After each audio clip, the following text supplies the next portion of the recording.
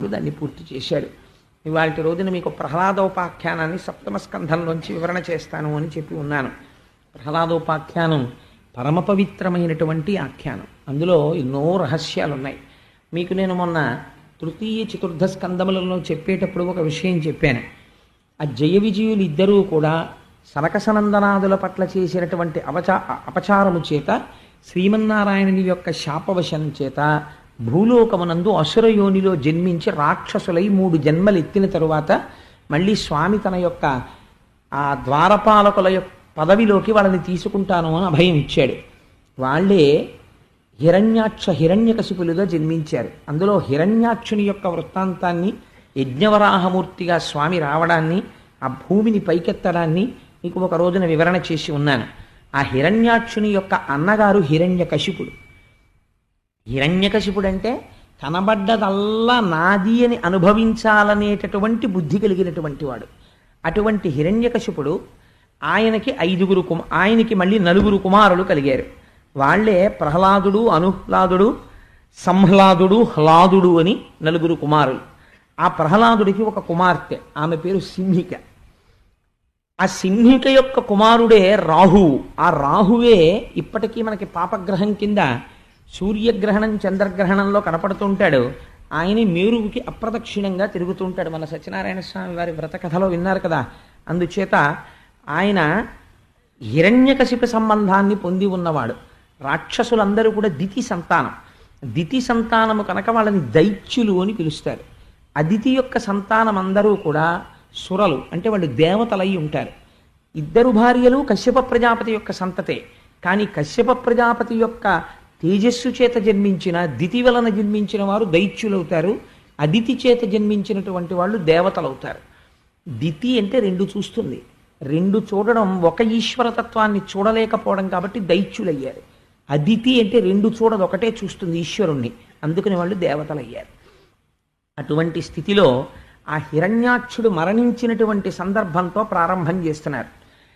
ఆయన యొక్క భార్యలు, తల్లిగారైనటువంటి దితి, వీళ్ళందరూ విలపిస్తున్నారు హిరణ్యాక్షుడు మరణించాడు అని. ఏడుస్తుంటే హిరణ్యకశిపుడు వచ్చాడు అక్కడికి. నిజంగా హిరణ్యకశిపుడు చెప్పిన వేదాంతం వింటేనండి మనకు అనిపిస్తుంది, వీడు రాక్షసుడేమిటా, ఇలా ఎవరు చెప్పగలరు వేదాంతం అనిపిస్తుంది. రాక్షసులంటే ఎలా ఉంటారో కళ్ళకి కట్టినట్టు చూపిస్తారు మహర్షి. అది ఆయన గొప్పతనం. ఆయన అన్నాడు, ఏడుస్తున్న భార్యల్ని తల్లిని చూసి, నీరాగార నివిష్టపాంధుల క్రియన్ సంసార సంచారుల్ ఒత్తురు కూడి విత్తురు సదా సంగంబులేదొక్కచో శూరుల్పోగిడి త్రోవ పోజను భవత్సు నుండు తల్లి మహాశూరుండాతడు తద్వియోగమునకున్ విలపింప నీకేటికిన్ అని అడిగాడు. ఎంత చిత్రమైన మాట చూడండి. నీరాగార నివిష్టపాంధుల క్రియన్ సంసార సంచారుల్ ఒత్తురు కూడి విత్తురు సదా సంగంబులేదొక్కచో. ఎందుకమ్మా అలా ఏడుస్తావు అని మరదల్ని చూసి అంటున్నాడు. ఈ సంసారములో ఉండేటటువంటి వారి యొక్క స్థితి ఎలా ఉంటుందంటే, మంచి వేసవి కాలంలో బాటసారులు నడిచి వెళ్ళిపోతుంటే ఎక్కడ చలివేంద్రం ఉంటుంది. అందులో చక్కటి కుండలు పెట్టి చల్లటి నీళ్ళు ఇస్తుంటారు. 4 గ్లాసులు పెడతారు, ఒక మనిషిని పెడతారు ఆ నీళ్లు పాడు చేయకుండా. అలా వెళ్ళిపోతున్నవారు ఆ ఎండ చేత తప్తమై ఒకసారి ఆ చలివేంద్రంలో కలుసుకుంటారు. అందరూ ఎందుకు కలుసుకున్నారు? అందరికీ దాహం ఉంది కాబట్టి కలుసుకున్నారు.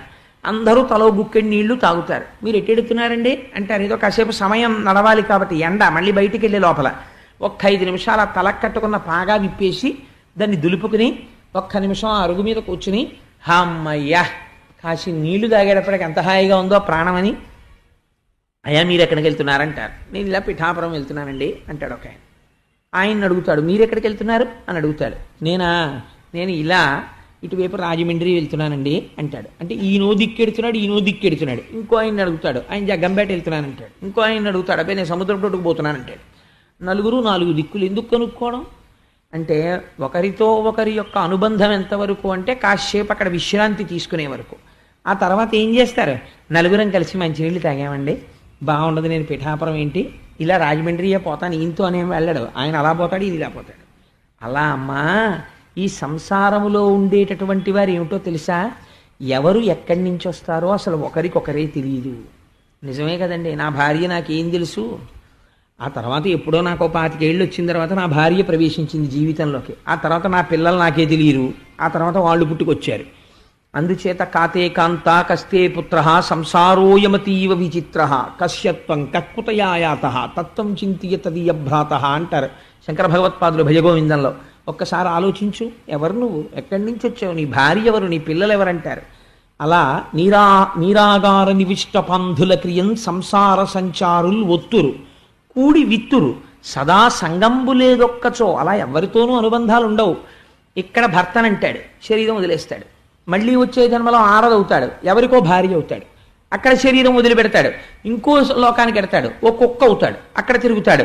ఇన్ని అనుబంధాలు, ఎంతమందికి బిడ్డలో, ఎంతమందికి అన్నదమ్ముడో, ఎంతమందికి అక్క చెల్లెళ్ళో.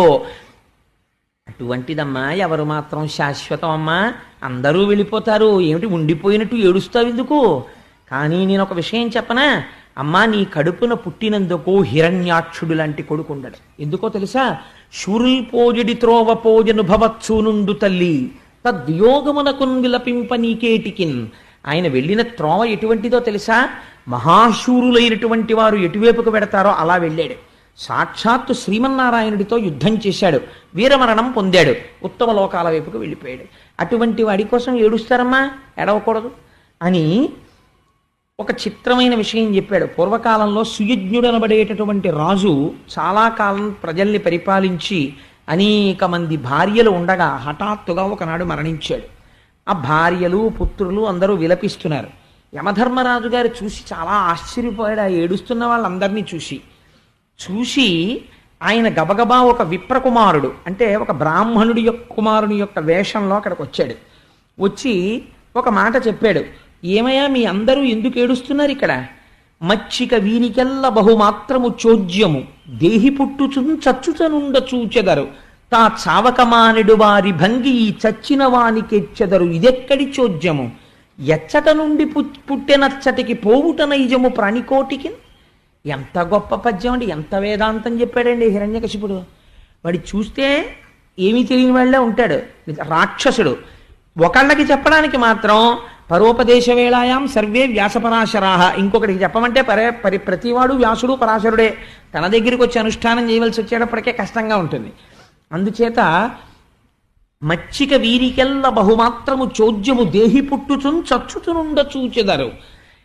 యమధర్మరాజు గారు బ్రాహ్మణ కుమారుడి రూపంలో ఆ చనిపోయినటువంటి సుయజ్ఞుడి యొక్క భార్యా బిడ్డలతో చెప్పాడని హిరణ్యకశిపుడు చెప్తున్నాడు. ఏమిటర్రా మీ అందరిలా ఏడుస్తున్నారు? నాకు చాలా ఆశ్చర్యంగా ఉంది. ఈ చచ్చిన వానికి చెదరు చావున కొల్లక తాగవచ్చునే. సావు తప్పించుకుని దాక్కున్నవాడు ఎవడైనా ఉంటే, ఏమండి ఫలానా వాడు దాక్కుని బతికిపోయాడండి, మేము చచ్చిపోయామండి అని ఏడవచ్చు. ఒక్కళ్ళేడే, అందరూ వెళ్ళిపోయారు. అందరూ వెళ్ళిపోయిన తర్వాత వెళ్ళిపోవడం అన్నది అలవాటు ఈ ప్రపంచానికి. ఆఫీస్కి వెళ్తాం, మహా అయితే పోనీ పని ఉండిపోతే ఓ గంట పని చేస్తామేమో, రాత్రి 9:30 10 అయిపోతుంది. ఏం చేస్తాం? ఎక్కడ నుండి వచ్చామో అక్కడికి వెళ్ళిపోతాం, ఇంట్లోంచి వచ్చాం ఇంటికి వెళ్ళిపోతాం మళ్ళీ. అలా మనం అందరం ఎక్కడ నుండి పుట్టితే అక్కడికి పోవుట నైజము ప్రాణికోటికి. మనం పుట్టామంటే ఎక్కడి నుంచో బయలుదేరి అమ్మ కడుపులోకి వచ్చి అమ్మ కడుపులోంచి బయటికి వచ్చాం. ఎక్కడి నుంచి వచ్చామో అక్కడికి వెళ్ళిపోవద్దు మహాప్రస్థానంలోనూ. అందుకని వెళ్ళిపోతారు. వీళ్ళెవ్వరూ వెళ్ళని వాళ్ళలా, వాడొక్కడే వెళ్ళిపోయిన వాళ్ళే. వీళ్ళందరూ వాడి కోసం ఏడుస్తారు ఏమిటన్నాడు యమధర్మరాజు గారు. అంటే ఆయన ప్రొఫెషన్ అటువంటిది. ఆయన రోజు ఇదే చూస్తుంటాడు. ఆశ్చర్యంగా ఉంటుంది. కష్టపడి కూతుర్ని కని పెంచి పెద్ద చేసినటువంటి తండ్రి కన్యాదానం చెయ్యలేక బెంగ పెట్టుకుని అప్పగింతలనాడు కళ్ళమ్మటి నీళ్ళెట్టుకుని ఉత్తరీయంతో కళ్ళు తుడుచుకుని కన్యాదానం చేసేస్తాడు. చేసేసిన తర్వాత మొట్టమొదటి పురిటికి అత్తింటి వారు పుట్టింటికి పంపిస్తారు. ఇంకక్కడి నుంచి తండ్రి గారు గబుక్కుని ఏం అవసరం అవుతుందో అని ఒక ట్యాక్సీ వాడిని మాట్లాడుంచుకుంటాడు. ఓ కారున్న స్నేహితుడికి ఫోన్ నెంబరు సెల్ నెంబరు తీసుకుంటాడు. ఏమో ఎప్పుడైనా అవసరమైతే గబుక్కుని ఫోన్ చేస్తాను, నువ్వు రావాలి సుమా హాస్పిటల్కి తీసుకెళ్ళడానికని. 24 hours ఉండే డాక్టర్ సర్వీస్ ఉన్న హాస్పిటల్ చూసుకుంటాడు. ఇన్ని సిద్ధం చేసుకుంటాడు. ఎందుకని? తన కూతురు పురిటి కోసం. ఆ డాక్టర్ల దగ్గర పనిచేసేటటువంటి నర్సులతోటి వాళ్ళతోటి కొంచెం వాళ్ళతో పరిచయం పెంచుకుంటాడు. ఇన్ని చేసి ఆ కూతురికి నొప్పులు వస్తుంటే గబగబా 2 రూపాయలు తీసుకెళ్లి విఘ్నేశ్వరుడికి మీదు కట్టి, స్వామి నా కూతురికి ప్రశాంతంగా ప్రసవమై హాయిగా బిడ్డతో ఇంటికి రావాలని కోరుకుని కారెక్కించుకుని తను ఎంతో ఆదుర్దా పడుతూ తీసుకెడతారు. అక్కడ నర్సులు ఉంటారు, వాళ్ళు చాలా క్యాజువల్గా నిప్పులు వస్తున్నాయమ్మా పిల్లకి ఓ కుర్చీలో కూర్చోబెడితే వస్తున్నామండి లోపలికి వెళ్ళి మెల్లిగా ఈయనకి టెన్షన్, ఈవిడ ఏమంటే నిప్పులు వచ్చేస్తున్నాయి తీసుకురండి అಷ್ಟು ఏం పర్వాలేదు అప్పుడే ఏం వచ్చేవమ్మా అని ఇలా నాడి చూసి వాళ్ళు క్యాజువల్గా అంటే వాళ్ళు నేను అశ్రద్ధం చెప్పట్లేదు, ఎందుకు చెప్తున్నానంటే మాట వాళ్ళకి తెలుసు వాళ్ళు ఎన్ని పురుగులు పోశారో, అందుకని వాళ్ళకి ఏమంత కంగారు ఉండదు, తెలుసు వాళ్ళకి పిలవచ్చు డాక్టర్ గారిని ఒక అరగంట టైం ఉంది అని తెలుసు. మనకి ఆదుర్ద అయ్యో నా కూతురు అన్న భావన, ఆ భావన చేత మనం కంగారు పడతాం. అలా యమధర్మరాజు గారు రోజు ఇదే పనిగా చూస్తున్నాడు, ఏడిచిన వాళ్ళందరూ వెళ్ళిపోవడం ఎంతమందిని చూశాడో.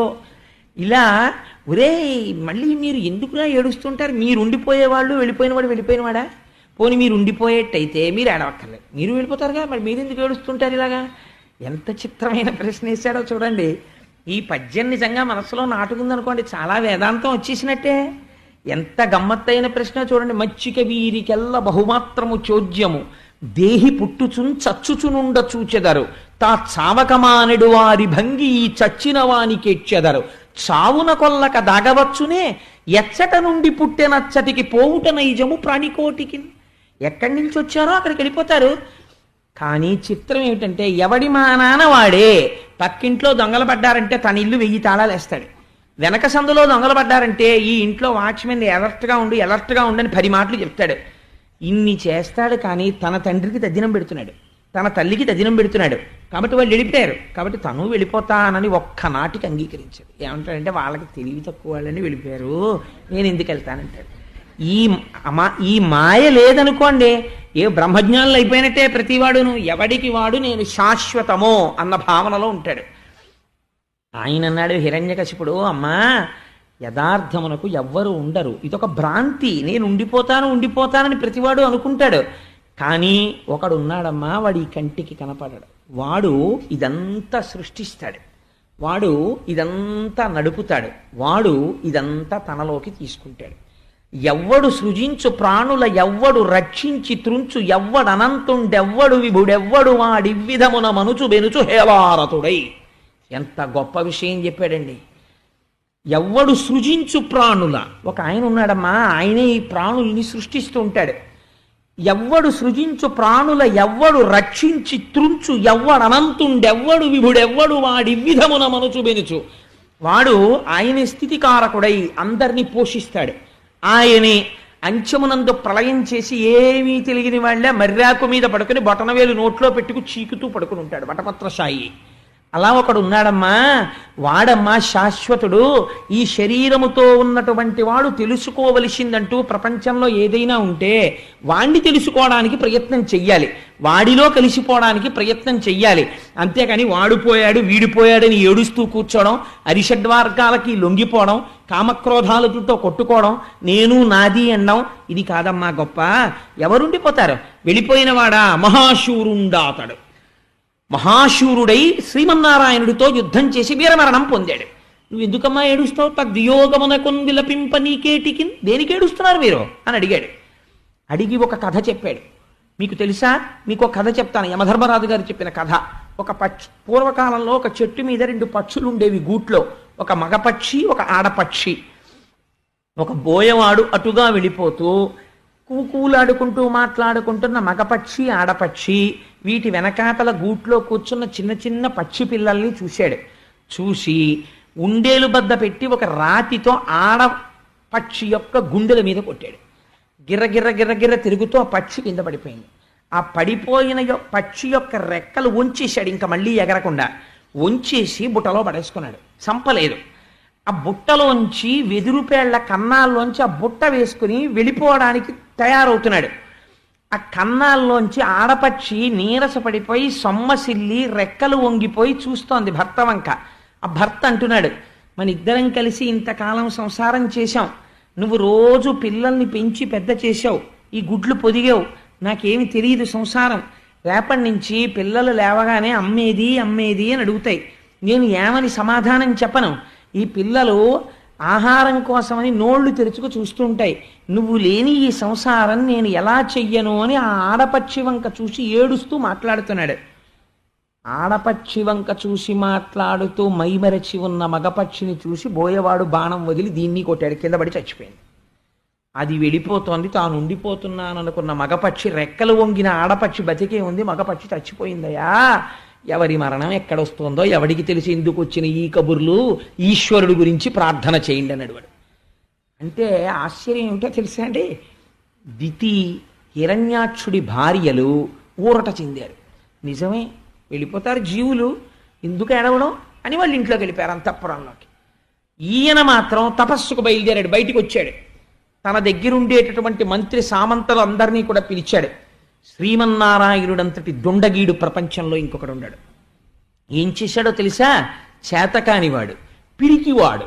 ఎక్కడో నీటిలోకి దిగి ఆ భూమండలాన్ని పైకెత్తుతుంటే నా తమ్ముడైనటువంటి హిరణ్యాక్షుడు కనబడ్డాడు. యుద్ధం చేసి గదతో కొట్టి నా తమ్ముణ్ణి సంహరించాడు.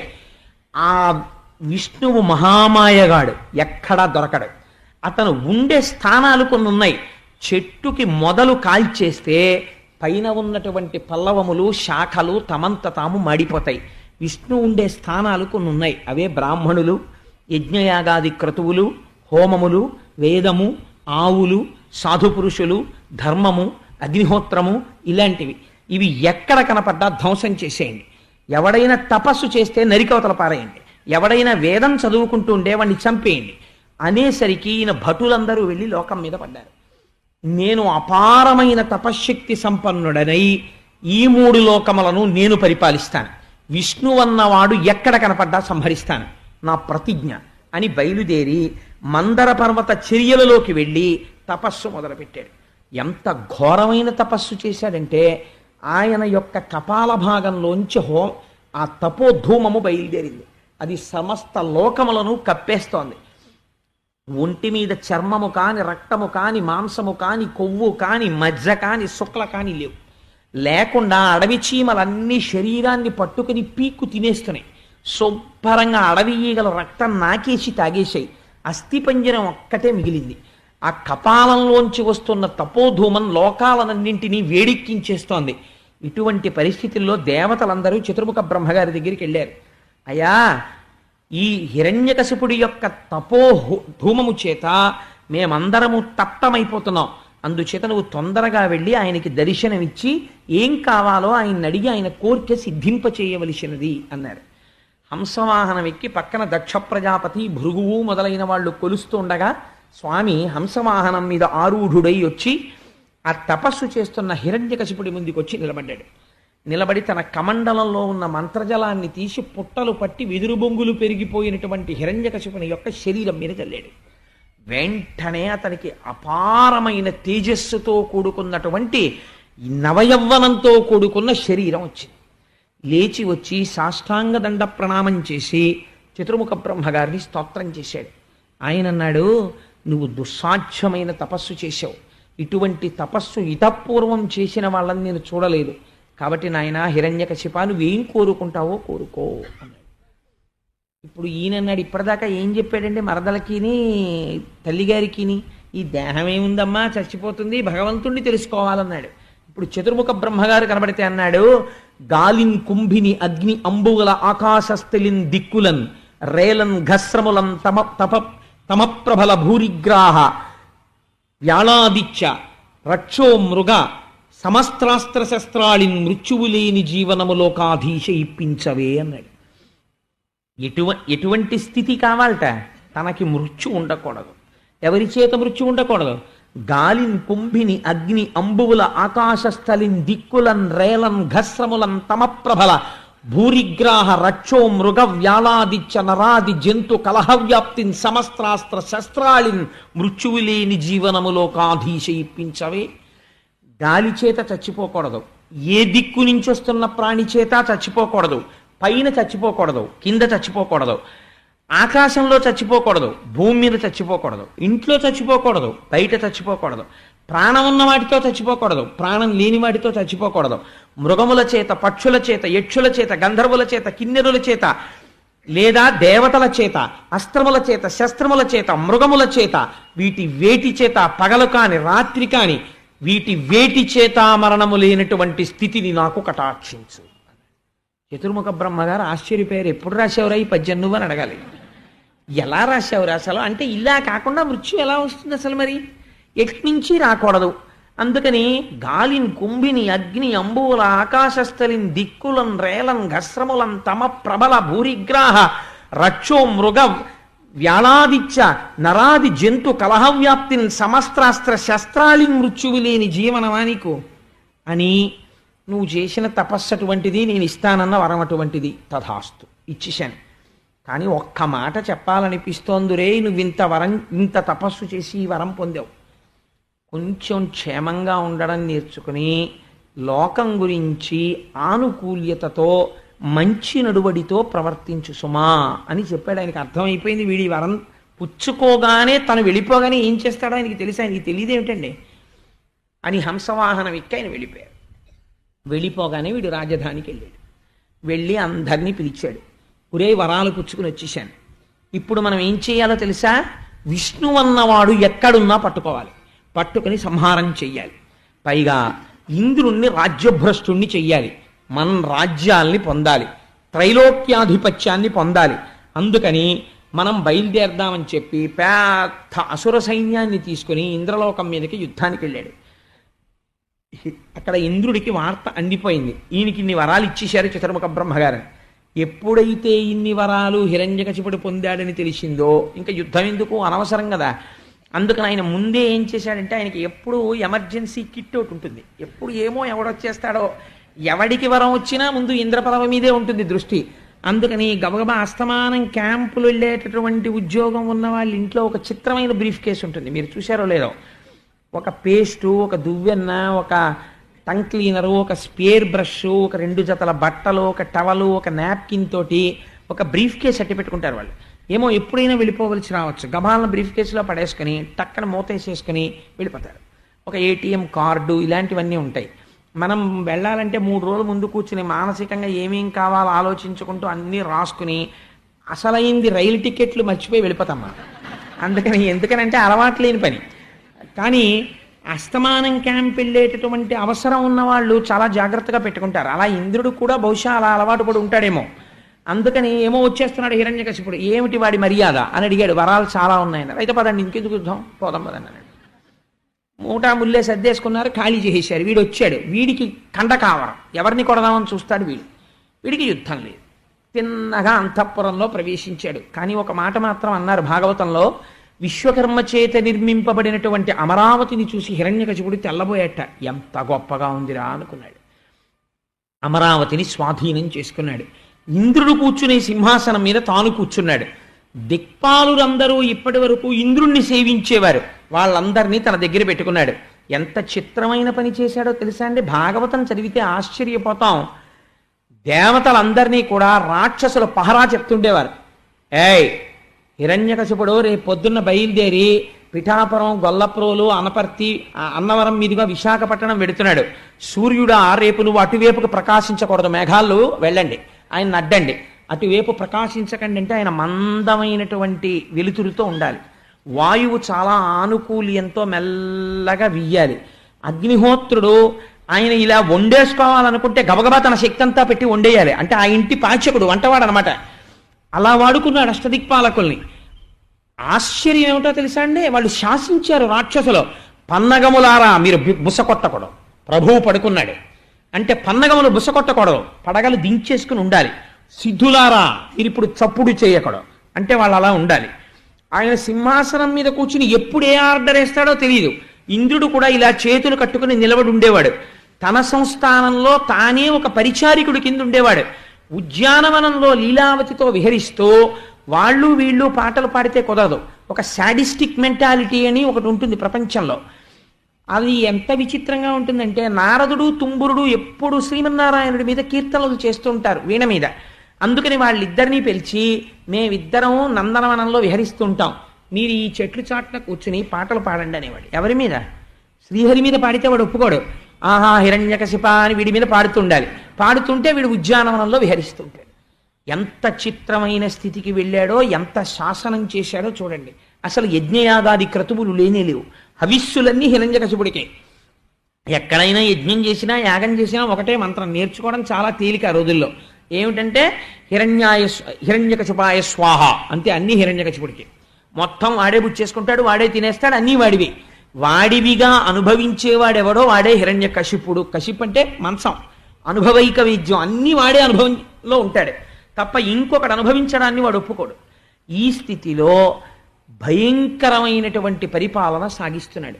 ఇప్పుడు దేవతలందరూ చాలా రహస్యమైనటువంటి సమావేశం ఒకటి పెట్టుకున్నారు. అసలు అది పెట్టుకోవడమే చాలా కష్టం. ఎందుచేత, వీడికి తెలిసిందనుకోండి ప్రాణాలు లెక్క తీసేస్తాడు.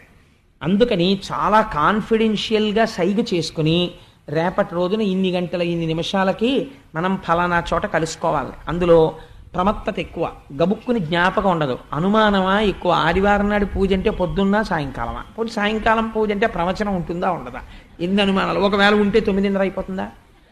అందుకని ఉండదండి, అంతసేపు ఉండదు. మిమ్మల్ని ఎలా ఉంచుతారు అంతసేపు? కాబట్టి 9:00కో 8:30కో పంపించేస్తారు. కాబట్టి లఘువైన ప్రవచనం ఉంటుంది. ఇలా ఇన్ని అనుమానాలు వస్తాయే, మరి అటువంటిది అంటే వాళ్ళకి ఎన్ని అనుమానాలు రావాలి? అంత సైగ చేసుకుని, అంటే ఇది మీరు దేనికి గమనించాలని నేను చెప్తున్నానంటే, యూ షుడ్ విజువలైజ్ ఆయన పరిపాలన ఎలా ఉండేదో చూడండి. ఇంద్రుడు మీటింగ్ పెట్టడానికి, సమావేశం పెట్టడానికి హడిలిపోతున్నాడు. ఊరే ఎవరిని పడితే వాళ్ళని పిలవకండి, కాస్త కడుపులో రహస్యం దాచుకోగలిగిన వాడినే పిలవండి అన్నారు. అందరూ కలిసి సమావేశం పెట్టారు. సమావేశం పెట్టి ఈ కష్టాలు ఎలా తీరుతాయిరా అంటే ఎవడి కష్టం వాడు చెప్పుకున్నాడు. ఏం చెప్పమంటారండి, అగ్నిహోత్రుండని యజ్ఞయాగాది క్రతువుల్లో ఎంతో గౌరవించేవారు, ఋగ్వేదంలోనేమో నా గురించి మంత్రాలు చెప్పేవారు, ఇప్పుడేమో వాడు నన్ను పాచకుడు కింద వాడుకుంటున్నాడు. వాడికి ఎప్పుడన్నా చలేస్తే ఓ అగ్ని అంటే నేను ప్రజ్వరిల్లి వాడికి చక్కగా గోరువెచ్చగా ఉండేటట్టే నేను వెలగాలి, ఏమి నా కర్మ అని ఆయన. వీళ్ళందరూ ఇలా మాట్లాడుకుంటుంటే మన కష్టాలు తీరే మార్గం ఏమిటి అన్నారు. ఒక్కడే, మనకి ఎప్పుడూ కష్టాలు తీర్చేవాడు ఎవడు? ఒక్కడే ఉన్నాడు. అందుకని ఎవరికి డబ్బు లోటు వచ్చినా ఆఫీసులో వెంకటరత్నం గారే గుర్తొచ్చినట్టు. కాబట్టి ఏం చేయాలి? అందరూ కలిసి శ్రీమన్నారాయణుణ్ణే ప్రార్థన చెయ్యాలి. అందరూ కలిసి శ్రీమన్నారాయణుడు, ఇప్పుడు వైకుంఠానికి వెడుతుంటే మధ్యలో ఎవరన్నా చూస్తే ప్రమాదం. కాబట్టి ఏం చేయాలి? ఇక్కడే కూర్చొని లోపల ప్రార్థన చెయ్యాలి ఆయన్ని. ఇది శ్రీమన్నారాయణుని యొక్క అనుగ్రహం అంటే. ఇది మీరు గుర్తుపట్టాలి. ఇప్పుడు వాళ్ళు కనీసం వైకుంఠం వేపుకి కూడా అడుగు వెయ్యలేరు. ఇటువంటి వాళ్ళు కష్టంతో ఎక్కడున్నారో అక్కడే కూర్చుని ప్రార్థన చేస్తున్నారు. అక్కడికి తానొచ్చి పలకాలి, పలికి వాళ్ళకి ఊరట కల్పించాలి. ఇది స్వామి యొక్క అనుగ్రహం అంటే. వాళ్ళు అంతర్ముఖులై, స్వామి మా కష్టాలని తీర్చగలిగినటువంటి పరబ్రహ్మము నువ్వే, మమ్మల్ని ఎలా అనుగ్రహిస్తావు అని ప్రార్థన చేస్తున్నారు. మీరు నేను సభాముఖంగా చెప్పాను అని అనుకోకపోతే మీకు ఒక గొప్ప రహస్యం చెప్తాను. నేను ఒకనాడు ఒక కామ్యార్థినై, నాకు జీవితంలో ఒక చాలా గొప్ప ప్రమాదం ఒకటి వచ్చింది, ఒక గొప్ప సంకట స్థితిని పొందాను ఒకానొక నాడు. అంటే అది నా కొడుకుకి జరిగినటువంటి ఒక యాక్సిడెంట్ రూపంలో పొందాను నేను. పొందితే అప్పుడు వాడికి చాలా ప్రమాదకరమైన విషయం జరిగితే వాడు స్వస్థితిని పొందితే ఒకసారి నా కూతురు విషయంలో ప్రయోగం చేసి సక్సెస్ అయ్యాను. అందుకని సత్యనారాయణ మళ్ళీ నేను నడిచి నీ కొండకొస్తాను అన్నాను. కానీ ఈ ప్రవచనాలు లేకపోతే ఆఫీసు హడావిడిలో జ్ఞాపకంలో ఉంది వెళ్ళాలని, కానీ ఆలస్యం అయిపోతుంది. మార్చి వచ్చేసింది, ఎండలు ఎక్కువైపోతున్నాయి. సరే మనం బయలుదేరిపోవాలని ఒకరోజు బయలుదేరిపోయాను. ఆ పాదయాత్ర బయలుదేరి నడిచి వెళ్ళిపోయాను. నడిచి వెళ్ళిపోయి సాయంకాలం 6:30 అయింది. కొండ దగ్గరికి వెళ్ళేటప్పటికి ఎవ్వరు లేరు, ఒక్కడనే భాగవతం పారాయణ చేసుకుంటూ వెళ్ళిపోయాను. ఈశ్వరుడే నా కొడుకుని రక్షించేటప్పుడు ఆ కొండెక్కేసి స్వామి దర్శనం చేసుకోవడానికని లైన్లో వెళ్ళి నించున్నాను. నించుంటే అప్పటి వరకు నడిస్తే అడుగు తీసి అడుగు వెయ్యగలిగేవాడిని. కానీ ఎప్పుడైతే నించున్నానో ఎదురు వాళ్ళు నడిస్తే కాలు లేచేది కాదు, క్యూలో అడుగు తీసి అడుగు వేయడానికి. ఎవరో ఒక ఆయన గబగబా వచ్చి అన్నాడు, మాస్టర్ మీరు ఏమిటండి క్యూ నడిచేస్తుంటే మీరు అలా నడుస్తారేమిటి, ఓపిక ఉన్నవారే కదా, అంత మనిషి ఉన్నారు, అడుగేయిద్దా అన్నాడు. నేను అన్నాను, అయ్యా లేదండి, నేను ఒక కామ్యం కోసం మొక్కుకుని నేను కాకినాడ నుంచి తెల్లవారుజామున బయలుదేరి పాదయాత్రలో వచ్చాను, కాళ్ళు పట్టేసేయండి, అడుగు పట్టలేదు, అందుకని నిలబడిపోతున్నాను అన్నాడు. ఆయన ఎవరో నాకు తెలియదు. ఆయన వెంటనే ఒకరిని పిలిచి తాళాలు తీ అన్నాడు. వారు గబగబా తాళాలు తీసేశారు. మాస్టారు మీరు నా వెనకాతలు రండి అన్నాడు. అని చేయి పట్టుకుని నేను ఆయన అయ్యా మీరెవరు అని అడుగుదామంటే కుదరట్లేదు. అడుగులు వేసుకుంటూ తీసుకెళ్ళి తిన్నగా సత్యనారాయణ స్వామి వారి అంతరాలయంలోకి తీసుకెళ్ళి వీరి గోత్రనామాలతో పూజ చేయండి అన్నాడు. వాళ్ళు గోత్రనామాలతో పూజ చేసి నాకు ప్రసాదం ఇచ్చారు. ఆ పువ్వులు అవి నిర్మాల్యం ఇచ్చారు. తీసుకుని నేను దిగలేక మెట్లు దిగుతున్నాను అదేంటి స్వామివారి యొక్క ఆ కింద యంత్రాలయం దగ్గరికి. ఆయన మళ్ళీ వచ్చి లోపలికి ఈయన లోపలికి పంపండి అన్నారు. అంటే వాళ్ళు పంపించేశారు. ప్రదక్షిణం చేసిరండి మాస్టారు అన్నాడు. చేసేసి వచ్చేసాను. మళ్ళీ చెయ్యట్టుకుని ఆయన కనపడ్డ వాళ్ళందరూ ఆయనకి నమస్కారం సార్ అంటున్నారు. ఆయన ఎవరో అడుగుదామంటే నాకు కుదరట్లేదు. ఇలా తీసుకెళ్ళి ఆయన నన్ను ప్రసాదాలు కొనుక్కునే దగ్గరికి వెళ్ళి కూర్చున్నాను.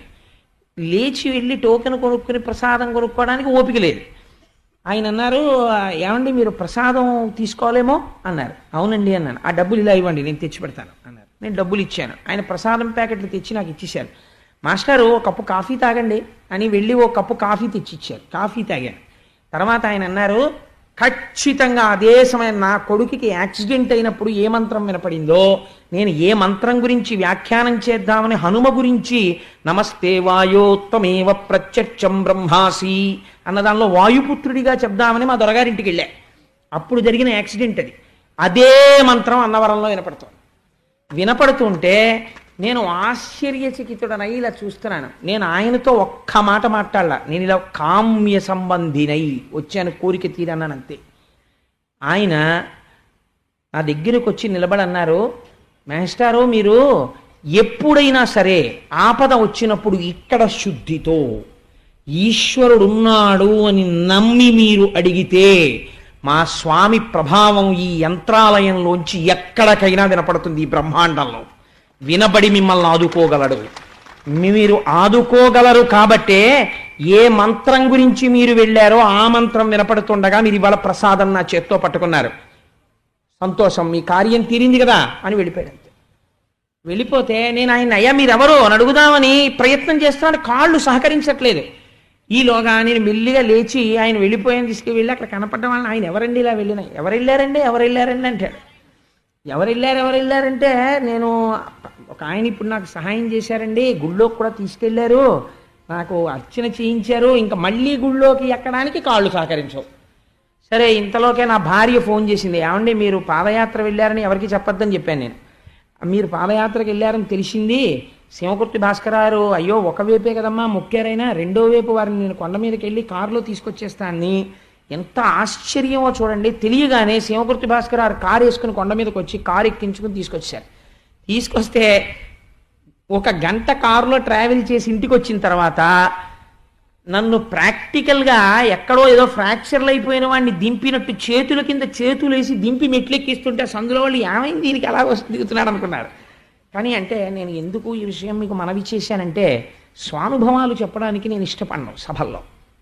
అయితే ఇవాళ ఎందుకు చెప్పానో తెలుసా అండి, ఈశ్వరుడు పూజామందిరంలో కూర్చుంటే దొరికేవాడు కాడండి.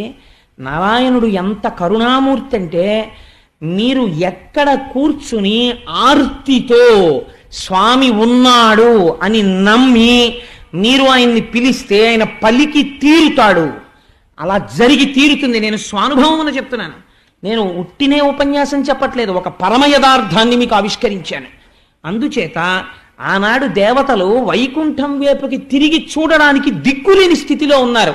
హిరణ్యకశిపుడి భయం చేత ఇంద్రాదులు దిక్పాలకులు ఇవాళ ఎంత కష్టంలో ఉన్నారు చూడండి.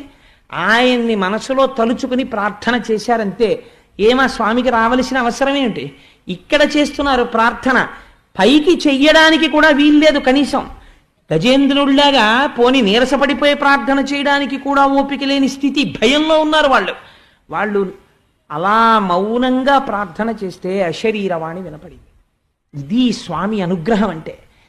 ప్రహ్లాదోపాఖ్యానంలో ఈ ఘట్టం దగ్గర మీరు భక్తితో పూనికని పొందాలి. నా స్వామి నన్ను మాత్రం ఎందుకు రక్షించడు అని. ఆయన అన్నారు, మీరందరూ దేని గురించి బాధపడుతున్నారో నాకు తెలుసు, మీరు నాకేమీ చెప్పక్కర్లేదు, నేను సమస్తము తెలుసున్నవాణ్ణి, నాకు ఎరుక ఉన్నది. హిరణ్యకశిపుడి యొక్క బాధలు మీరు పడలేకపోతున్నారు, కానీ నాకంటూ ఒక నియమం ఉన్నది. వాడు ధర్మము నుంచి వైక్లభ్యమును పొందాలి, బాగా ధర్మం తప్పిపోవాలి, చెయ్యకూడనంత తప్పు చెయ్యాలి. చేసిన తరువాత వాణ్ణి ఎలా సంహరించాలో నాకు తెలుసు. వాడు చెయ్యవలసిన దోషాలు ఎటువంటి దోషాలు చెయ్యాలి? శుద్ధ సాధులందు సురలందు శృతులందు గోవులందు విప్రకోటియందు ధర్మ పదవియందు తవిలి నాయందు వాడెన్నడలుగు నాడే పట్టివధింతు. వాడు ఈ తప్పులు చెయ్యాలి. ఇవి మనుష్యులు ప్రత్యేకం జ్ఞాపకం పెట్టుకోవాలి.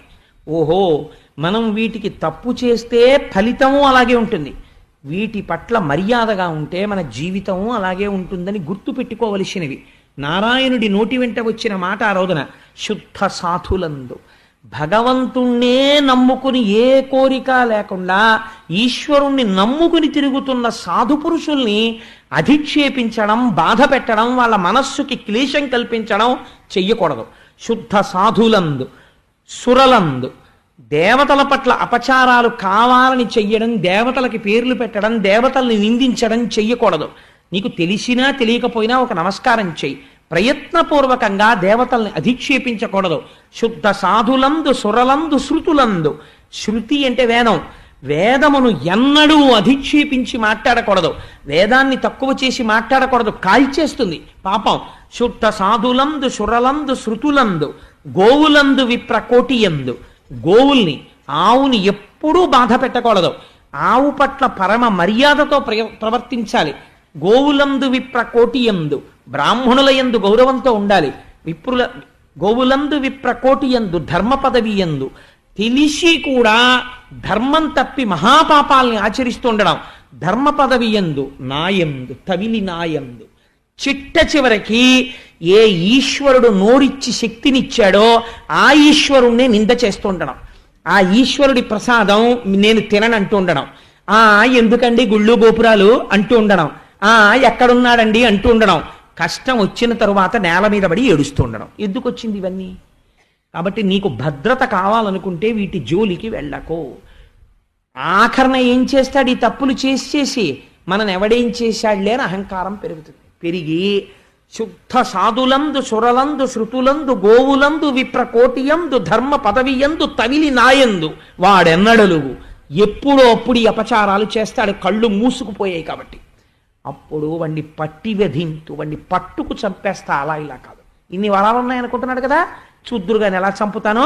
మామూలుగా చంపను, ఎలుకని పాము పట్టినట్టు పట్టుకు చంపేస్తాను, మీరు చూద్దురుగాని అని స్వామి ప్రతిజ్ఞ చేశాడు. అంతే, వీళ్ళందరికీ ఉత్సాహం వచ్చేసింది. మీరు పూనికతో ఉండండి, నా పట్ల భక్తితో ఉండండి, మీ ధర్మం మీరు ఆచరించండి, మీరు ధర్మభ్రష్టులు కాకండి, నేను మిమ్మల్ని రక్షించి తీరుతాను. ఆ పని వాడు ఎప్పుడు చేస్తాడో కూడా నేను మీకు చెప్పేస్తున్నాను. వాడికి ఒక కొడుకు పుడతాడు, ఆయన పేరు ప్రహ్లాదుడు, మహాభక్తుడు. అటువంటి ప్రహ్లాదుడి పట్ల కన్న కొడుకు శమదభ సంపన్నుడు నిర్వైరుడనక ప్రహ్లాదుని రోషంబున వాడెన్నడు ఆపన్నతనంద చేయునాడే పట్టివధింతున్. కన్న కొడుకు, తన కడుపున పుట్టినటువంటి కొడుకు శమదమ సంపన్నుడు, ఇంద్రియాల్ని మనస్సుని నిగ్రహించిన వాడు, ఈశ్వర భక్తుడిని తెలుసుకోలేక ఏనాడు పరమభక్తుడైన ప్రహ్లాదుణ్ణి ఆపదల పాలు చెయ్యడం ప్రారంభం చేశాడో ఆనాడు వాణ్ణి సంహరించడం నేను చేస్తాను. అందుకని మీరెవ్వరూ బెంగ పెట్టుకోకండి అన్నాడు. అని ఆ ప్రహ్లాదుడు కొంతకాలమునకు వీళ్ళందరూ చాలా సంతోషించారు. స్వామి వచ్చేస్తారు, ఈ విషయం మీరు మనస్సుల్లో జాగ్రత్తగా నిక్షిప్తం చేసుకోండి. అప్పుడేమిటండి, అప్పటి నుంచి ఇప్పటి వరకు మీరు ఇదే జ్ఞాపకం పెట్టుకోవాలి. అహంకారంతో ఉన్నవాడు మితిమీరి తిరుగుతూ ఉంటాడు. వెంటనే ఈశ్వరుడికి ఒక నమస్కారం చేయడమే. ఈశ్వరా, నువ్వు ఉన్నావు, ఆనాడు హిరణ్యకశిపుడి విషయంలో దేవతలకి చెప్పావు, నేనెందుకు వాడిని శాపం ఇవ్వాలి? వాడు తనంత తాను బుద్ధి మార్చుకున్నాడా రక్షింపబడతాడు. బుద్ధి మార్చుకోలేదా ఆ బుద్ధి వ్యగ్రత చేత ఆఖరికి ఇటువంటి దుష్ఫలితాన్ని అనుభవిస్తాడు. నువ్వున్నావు పాప ఫలితాన్ని ఇవ్వడానికి, పుణ్యాన్ని ఇవ్వడానికి, బుద్ధి మారితే రక్షించడానికి, నేను ఎందుకు జోక్యం చేసుకోవాలి అని వెళ్ళిపోవడం నేర్చుకోగలగాలి. సాధువర్తన ఎంత గొప్ప మాటో చూడండి. ఇది చెప్పి ఆయన అన్నారు, నిజంగా హిరణ్యకశిపుడికి, లీలావతికి ప్రహ్లాదుడు ఆవిర్భవించాడు. ఆయన మహానుభావుడు. తనయందు అఖిల భూతములందు ఒక భంగి పరహితత్వంబున పరగువాడు. తనయందు అఖిల భూతములందు ఒక భంగి, తనయందు అఖిల భూతములందు ఒక భంగి పరహితత్వంబున సమబుద్ధి అయి పరహితత్వంబున బరగువాడు. పెద్దల పొడగన్న భృచ్చునికైవడి చేరి నమస్కృతులు చేయువాడు. కన్నుదోయికి అన్య కాంతలడ్డంబైన మాతృభావన చేసి బరగువాడు. తల్లిదండ్రుల భంగి దీనవత్సలతను దీనుల కావ చింతించువాడు. దైవతములంచు గురువుల తలచువాడు, సఖుల ఎడ సోదర స్థితి జరుపువాడు, లీలలందున బొంకులు లేనివాడు, లలిత మర్యాదుడైన ప్రహ్లాదుడధిప. నిజంగా ప్రహ్లాదుడి విషయంలో ఒక గొప్ప విషయం ఉంది. మనం మా అచ్చేశాస్త్రి గారి ఇంటికి పరమ పూజనీయమైనటువంటి తత్వవిధానంద సరస్వతి మహారాజు ఇచ్చేసినప్పుడు ఒక మాట అన్నారు, ప్రహ్లాదుడు ఎంతటి బ్రహ్మజ్ఞానండి అన్నారు.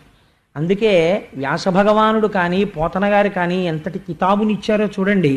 తనయందు అఖిల భూతములందు ఒక భంగి పరహితత్వంబున పరగువాడు. తనలో ఉన్నటువంటి ఆత్మతత్వమేదో, నేను అన్న భావన ఎక్కడ నుంచి పుడుతోందో అలాగే సమస్త ప్రాణుల యందు కూడా నేనన్న భావన ఉంది. నన్ను ఒకరు బాధ పెడితే నేను ఎంత బాధపడతానో, ఇతరులు నా వలన బాధన పొందినా బాధ ఒక్కలాగే ఉంటుంది అని తనలో చూసుకుంటున్నటువంటి నేనన్న భావనని అన్ని ప్రాణుల యందు చూసినటువంటి మహాపురుషుడు. అదే కదండి మనం రుద్రాధ్యాయం చెప్పుకుంటే ఏం చెప్తాం? తెల్లవారు లేస్తే నమ చోరాయచ, నమ పేన్యాయచ, సికత్యాయచ, ప్రవాహ్యాయచ, వృక్షాయచ, చెట్టు, ఆకు, నురగ, నీరు, ఆఖరికి ఒక వడ్రంగివాడు, ఒక దొంగ, అంతటా ఉన్నవాడు ఈశ్వరుడు ఒక్కడే అని మనం ప్రతిపాదన చేస్తున్నాం కదా. అందుచేత తనయందు అఖిల భూతములందు ఒక భంగి సమబుద్ధి అయి పరహితత్వంబున బరగువాడు, పెద్దల పొడగన్న భృత్యుని కైవడి చేరి నమస్కృతులు చేయువాడు. పెద్దలు కనబడితే భృత్యుడైనటువంటి వాడు ఎలా ప్రవర్తిస్తాడో అలా చేరి నమస్కృతులు చేయువాడు. వెంటనే పెద్దలకి నమస్కారం చేసి స్వాగతం పలికేటటువంటి లక్షణం ఉన్నవాడు. అందుచేత పెద్దల బొడగన్న భృత్యుని కైవడి చేరి నమస్కృతులు చేయువాడు. కన్నుదోయికి అన్య కాంతలడ్డంబైన మాతృభావన చేసి మరగువాడు. తన కళ్ళకి అడ్డంగా వేరొక స్త్రీ కనపడితే ఆ మాట చాలా గమ్మత్తైన మాట అండి. పోతన గారు అనువాదం, కన్నుదోయికి అన్యకాంతలడ్డంబైన అంటే కంటికి ఒక లక్షణం ఉంటుంది. ఏమిటా లక్షణం అంటే, కంటికి ఎదురుగుండా ఏదైనా ఒక వస్తువు వచ్చిందనుకోండి, కంటి నుంచి ప్రసారమయ్యేటటువంటి కాంతి కిరణము ఆ వస్తువు మీద పడి పరావర్తనము చెంది వెనకనున్న రెటీనా మీద ఆ వస్తువు యొక్క ముద్ర పడేటట్టు చూస్తుంది. ఈ ముద్ర పడడం కంటి యొక్క లక్షణం. అది కంటికి ఎదురుగుండా ఏ వస్తువు వస్తే ఆ వస్తువుని వెనకాల చూపిస్తుంది. అదే ఇప్పుడు ఈ వస్తువుని చూసినటువంటి మనస్సు ఎలా ప్రవర్తిస్తోందన్న దాన్ని బట్టే మీ యొక్క బంధనము కానీ మోక్షము కానీ ఆధారపడి ఉంటాయి. కారణం బంధమోక్షయోహో, ఆ మనస్సే కారణమవుతుంది. తన కంటి చేత చూడబడి ఆ కిరణము పరావర్తనము చెంది లోపల ఆ ప్రతిబింబము ఏర్పడము చేత మనస్సు దర్శనము చేస్తున్నటువంటి వస్తువుని పరమ పవిత్రమైన దృష్టితో చూడడము నీకు అలవాటైన నాడు నీ జీవితం ఉద్ధరింపబడిపోతున్నట్టే. ఇది 5వ ఏట ప్రహ్లాదునికి అలవాటైనది.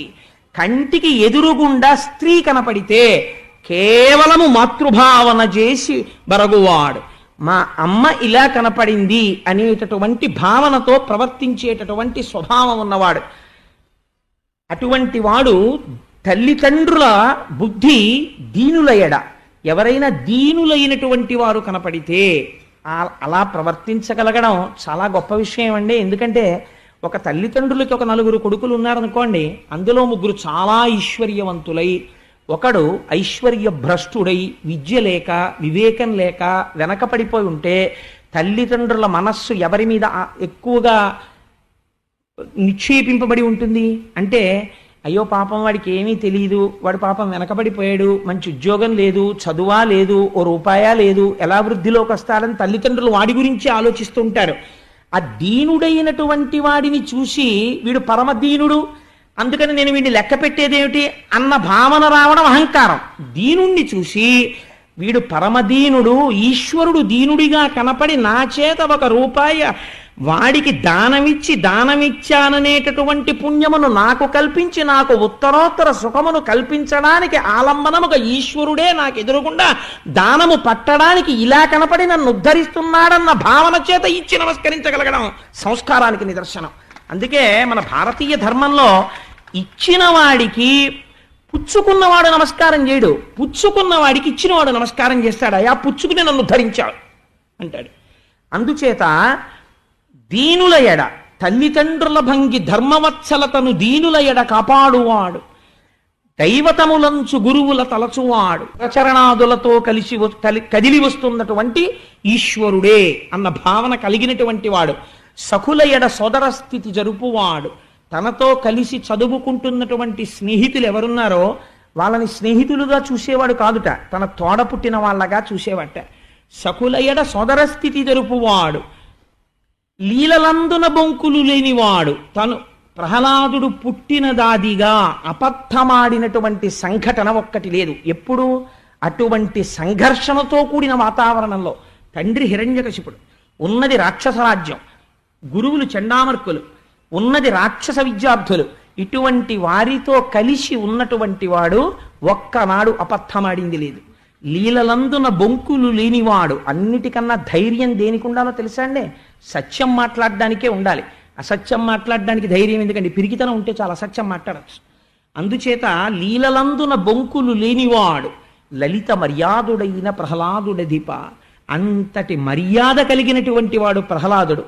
అటువంటి ప్రహ్లాదుడు గురించి ఎంత గొప్ప పద్యాన్ని ఇచ్చారంటే, నిజంగా పోతన గారు ఎంత గొప్ప పద్యాన్ని శ్రీమన్నారాయణుడు ఆయన గుణముల గురించి ఆవిష్కరించాడంటే, గుణనిధియకు ప్రహ్లాదుని గుణములనేకములు కలవు, గణుతింప గురుకాలమునన్ గణితింప నశక్యములు, ఫణిపతికి బృహస్పతికి భాషాపతికి. సాధారణంగా కబీర్ రాజ్ గారు శ్రీమన్నారాయణుడు గురించి ఓ మాట అన్నారు, ధరతీ సబ్ కాగజకరవు లేకిని సబ్ బనరాయ్ సాత్ సమందికి మసికరవు హరిగుణ లిఖానజాయ్ అన్నారు. నేను ఈ భూమండలాన్నంతటినీ ఒక కాగితంగా మార్చుకుని, ఈ భూమండలం మీద ఉన్న అరణ్యాలలో ఉన్న చెట్లనన్నింటినీ కలంగా మార్చుకుని, 7 సముద్రాలని సిరాగా మార్చుకుని, నేను శ్రీహరి యొక్క గుణములను వ్రాయడం మొదలు పెడితే ఇవేవీ సరిపోలేదు అన్నారు. అటువంటి శ్రీమన్నారాయణుడు ప్రహ్లాదుడు గురించి వచ్చేటప్పటికంటారు, గుణనిధియగు ప్రహ్లాదుని గుణములనేకములు కలవు, గురుకాలమునన్ గణుతింప నశక్యములు. ప్రహ్లాదుడి గుణాలు ఇన్ని అన్నీ అని చెప్పడం కుదరదు. పుట్టినది రాక్షస జాతిలో, కానీ గణుతింప నశక్యములు. ఎవరు చెప్పలేరు అంటే, ఫణిపతికి బృహస్పతికి భాషాపతికి, 1000 పడగలు కలిగినటువంటి ఆదిశేషుడు ప్రహ్లాదుడి యొక్క గుణములను చెప్పలేడు. బృహస్పతికి, దేవగురువైనటువంటి బృహస్పతి చెప్పలేడు. భాషాపతికి, సాక్షాత్తుగా సరస్వతీదేవి యొక్క భర్త అయినటువంటి చతుర్ముఖ బ్రహ్మగారు చెప్పలేరు. అన్ని గుణములు కలిగినటువంటి వాడు. అటువంటి ప్రహ్లాదుడు పానీయంబులు త్రాగుచున్, కుడుచుచున్, భాషించుచున్, హాసలీలా నిద్రాదులు చేయుచున్, తిరుగుచున్, లక్షించుచున్, సంతత శ్రీనారాయణ పాదపద్మజుగళి చింతామృతాస్వాదుండై మరచన్ సురారిసుతుడే తద్విశ్వమున్ భువరా. ఇది ఎంత గొప్ప మాట అంటేనండి, బ్రహ్మమునందు నిరంతరము ఆయన యందే బుద్ధిని న్యాసము చేసి ఉంచగలిగినటువంటి వాడి స్థితిని ఆవిష్కరిస్తున్నారు. మనకి సాధారణంగా మనం ఒక మాట చెప్తుంటాం, మనకంతా అసలు పెద్ద కష్టం ఎక్కడొస్తుందంటే, కేవలం భగవంతుణ్ణి అర్చించడం కోసమే, ఇంకొక పని లేదండి, ఇప్పుడు కేవలం ఈశ్వరారాధనమే అని మనం పూజామందిరంలోకి ఎడతాం. తీరా కూర్చున్న తర్వాత 1 గంట సేపు పూజ చేస్తే యథార్థమైన తీర్పు మనం చెప్పుకుంటే ఎంతసేపు మనం పూజ చేశాం అని చూస్తే, కర్మేంద్రియ సంఘాతమైనటువంటి కాళ్ళు చేతులు ఏదో పువ్వులు వెలిగించడం అగరత్తి ఎట్టడం చేస్తున్నాయేమో కానీ మనస్సు మాత్రం బయట తిరుగుతూనే ఉంటుంది. ఆ మనస్సుని తీసుకొచ్చి పెట్టడం అన్నది చాలా కష్టం. గభీరే కాసారే విశతి విజనే ఘోర విపినే విశాలే శైలే చ భ్రమతి కుసుమార్ధంజలమతి సమర్ప్యై చేతస్సరసిజముమానాథ భవతే సుఖేనావస్థాతుం జనైహ నజానాతి కిమహో అంటారు శివానందలహరిలో శంకర భగవత్పాదులు. ఎవడడిగాడురా ఇవన్నీ? నీ మనస్సన్న పుష్పాన్ని తీసుకెళ్లి పరమేశ్వరుడి పాదపద్మముల యందు పెడితే సంతోషపడిపోతాడు రా స్వామి, ఈ బాహ్యార్చన ఆయన కోరుకోలేదు అంటారు. అందుచేత ఎటువంటి మహానుభావుడు ఆయన అంటే, పానీయంబులు త్రాగుచున్, కుడుచుచున్, భాషించుచున్, హాసలీలా నిద్రాదులు చేయుచున్, తిరుగుచున్, లక్షించుచున్, సంతత శ్రీనారాయణ పాద పద్మజుగళీ చింతామృతాస్వాద సంధానుండై మరచన్ సురారిసుతుడే తద్విశ్వమున్ భూవరా. ఎంత చిత్రమో చూడండి. మనకి ప్రతిబంధకాలు ఇవన్నీ. ఈశ్వరుణ్ణి ఆరాధన చేయడానికి ఏదో కాస్త కాఫీ తాగాలి కదండి, అందుకని tea break, coffee break, tiffin తింటే ఈశ్వరుడు అక్కర్లేదు, అన్నం తినేటప్పుడు ఈశ్వరుడు అక్కర్లేదు, ఆఫీస్కి వెళ్ళినప్పుడు ఈశ్వరుడు అక్కర్లేదు, అగ్నికార్యం చేసేటప్పుడు ఈశ్వరుడు అక్కర్లేదు, మనకి ఈశ్వరుడి కోసం కూర్చున్నప్పుడు ఈశ్వరుడి దగ్గర మనసు ఉండదు, కాబట్టి ఇంకా మనం చేసింది ఏముంటుంది, అసలు పూజ ఏమీ ఉండదు. కానీ ఆయన అంటున్నారు ప్రహ్లాదుడి స్థితి ఏమి అంటే పానీయంబులు త్రాగుచున్, నీళ్లు తాగుతూ ఈశ్వరుణ్ణి చూసేవాడు. ఎలా చూసేవాడు, అలా ఎలా కుదురుతుందండి అని మీకు అనుమానం రావచ్చు. లింగ పురాణంలో వ్యాసుడు ఒక అద్భుతమైన మాట అంటాడు, సంజీవనం సమస్తస్య జగత సలిలాత్మిక భవయిత్యుచ్యతే మూర్తిర్భవస్య పరమాత్మనః అంటాడు.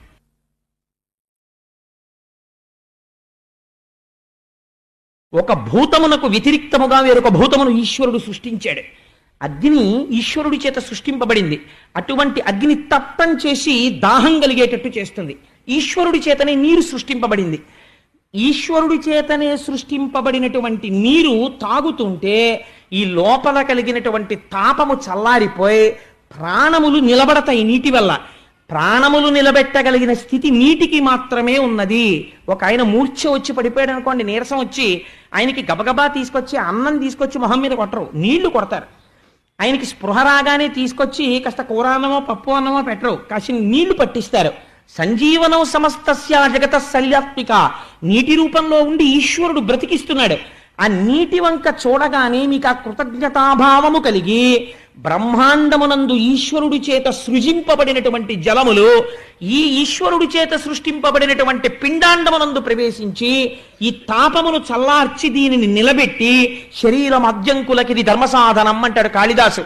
ఈ శరీరము ధర్మబుద్ధితో ఈశ్వర కైంకర్యము చేసుకోవడానికి వీలుగా ఈశ్వరుడు నిలబెడుతున్నాడు అన్న భావనతో మీరు నీరు తాగారనుకోండి, అప్పుడు మీరు పానీయంబులు త్రాగుచు నీళ్లు తాగుతూ మీరు ఈశ్వరార్చన చెయ్యలేదు. ఇక్కడ మీరు రమిస్తున్నారా లేదా? అలా ప్రతి విషయంలో పానీయంబులు త్రాగుచున్ కుడుచుచున్ భాషించుచున్ హాస లీలా నిద్రాదులు చేయుచున్ తిరుగుచున్ లక్షించుచున్. శంకరాచార్యులు వారు అంటారు సౌందర్యలహరిలో, జపో జల్పశిల్పం సకలమపి ముద్రా విరచన గతి ప్రాదక్షిణ్యాక్రమణమశనాజ్జాహుతి విధి అంటారు. లోపల బ్రహ్మముతో నిరంతరము అనుసంధానమును పొంది రమించిపోతున్నటువంటి యోగి పురుషుడు చెయ్యెత్తిలా అంటే అది ముద్రైపోతోంది. ఆయన తింటే అగ్నికార్యం అయిపోతోంది, పడుకుంటే సమాధి అయిపోతుంది. నిద్రా సమాధి స్థితి సంచార పదయో ప్రదక్షిణ విధి స్తోత్రాన్ని సర్వాగిర యజ్జత్ కర్మ కరోమి తత్తదకిలం శంభో తవారాధనం అంటారు శంకర భగవత్పాదులు. లోపల ఈశ్వరుణ్ణి పెట్టుకుని వివేకానందుడు అంటాడు, పూజా మందిరంలో చచ్చిపోవాలని ఎందుకు కోరుకుంటావు? పూజా మందిరంలో చచ్చిపోవాలని కోరుకోకు. ఇక్కడ ఈశ్వరుణ్ణి పెట్టుకుని అంతటా ఈశ్వరుణ్ణి చూస్తూ ఈశ్వరుడు ఎందు పడిపో, అది నీకు మోక్షస్థితి.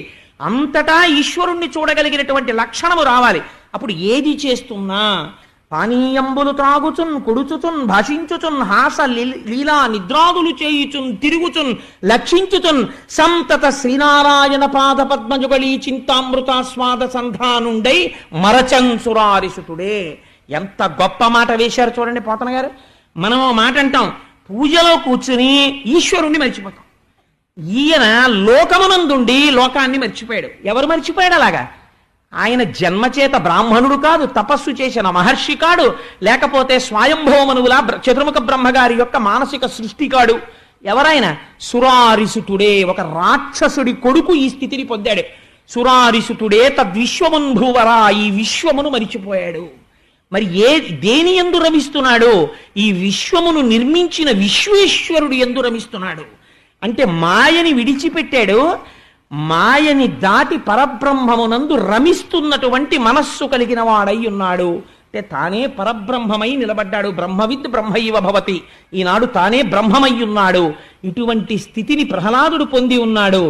అటువంటి స్థితిలో ఉన్నటువంటి వాడు ఆయనని ఇలా ఉండి ధ్యానం చేసుకుంటూ ఎప్పుడూ భగవంతుణ్ణి అనుభవిస్తూ ఆనందంతో ఉంటే హిరణ్యకశిపుడికి చూసి ఆశ్చర్యంగా ఉండేది.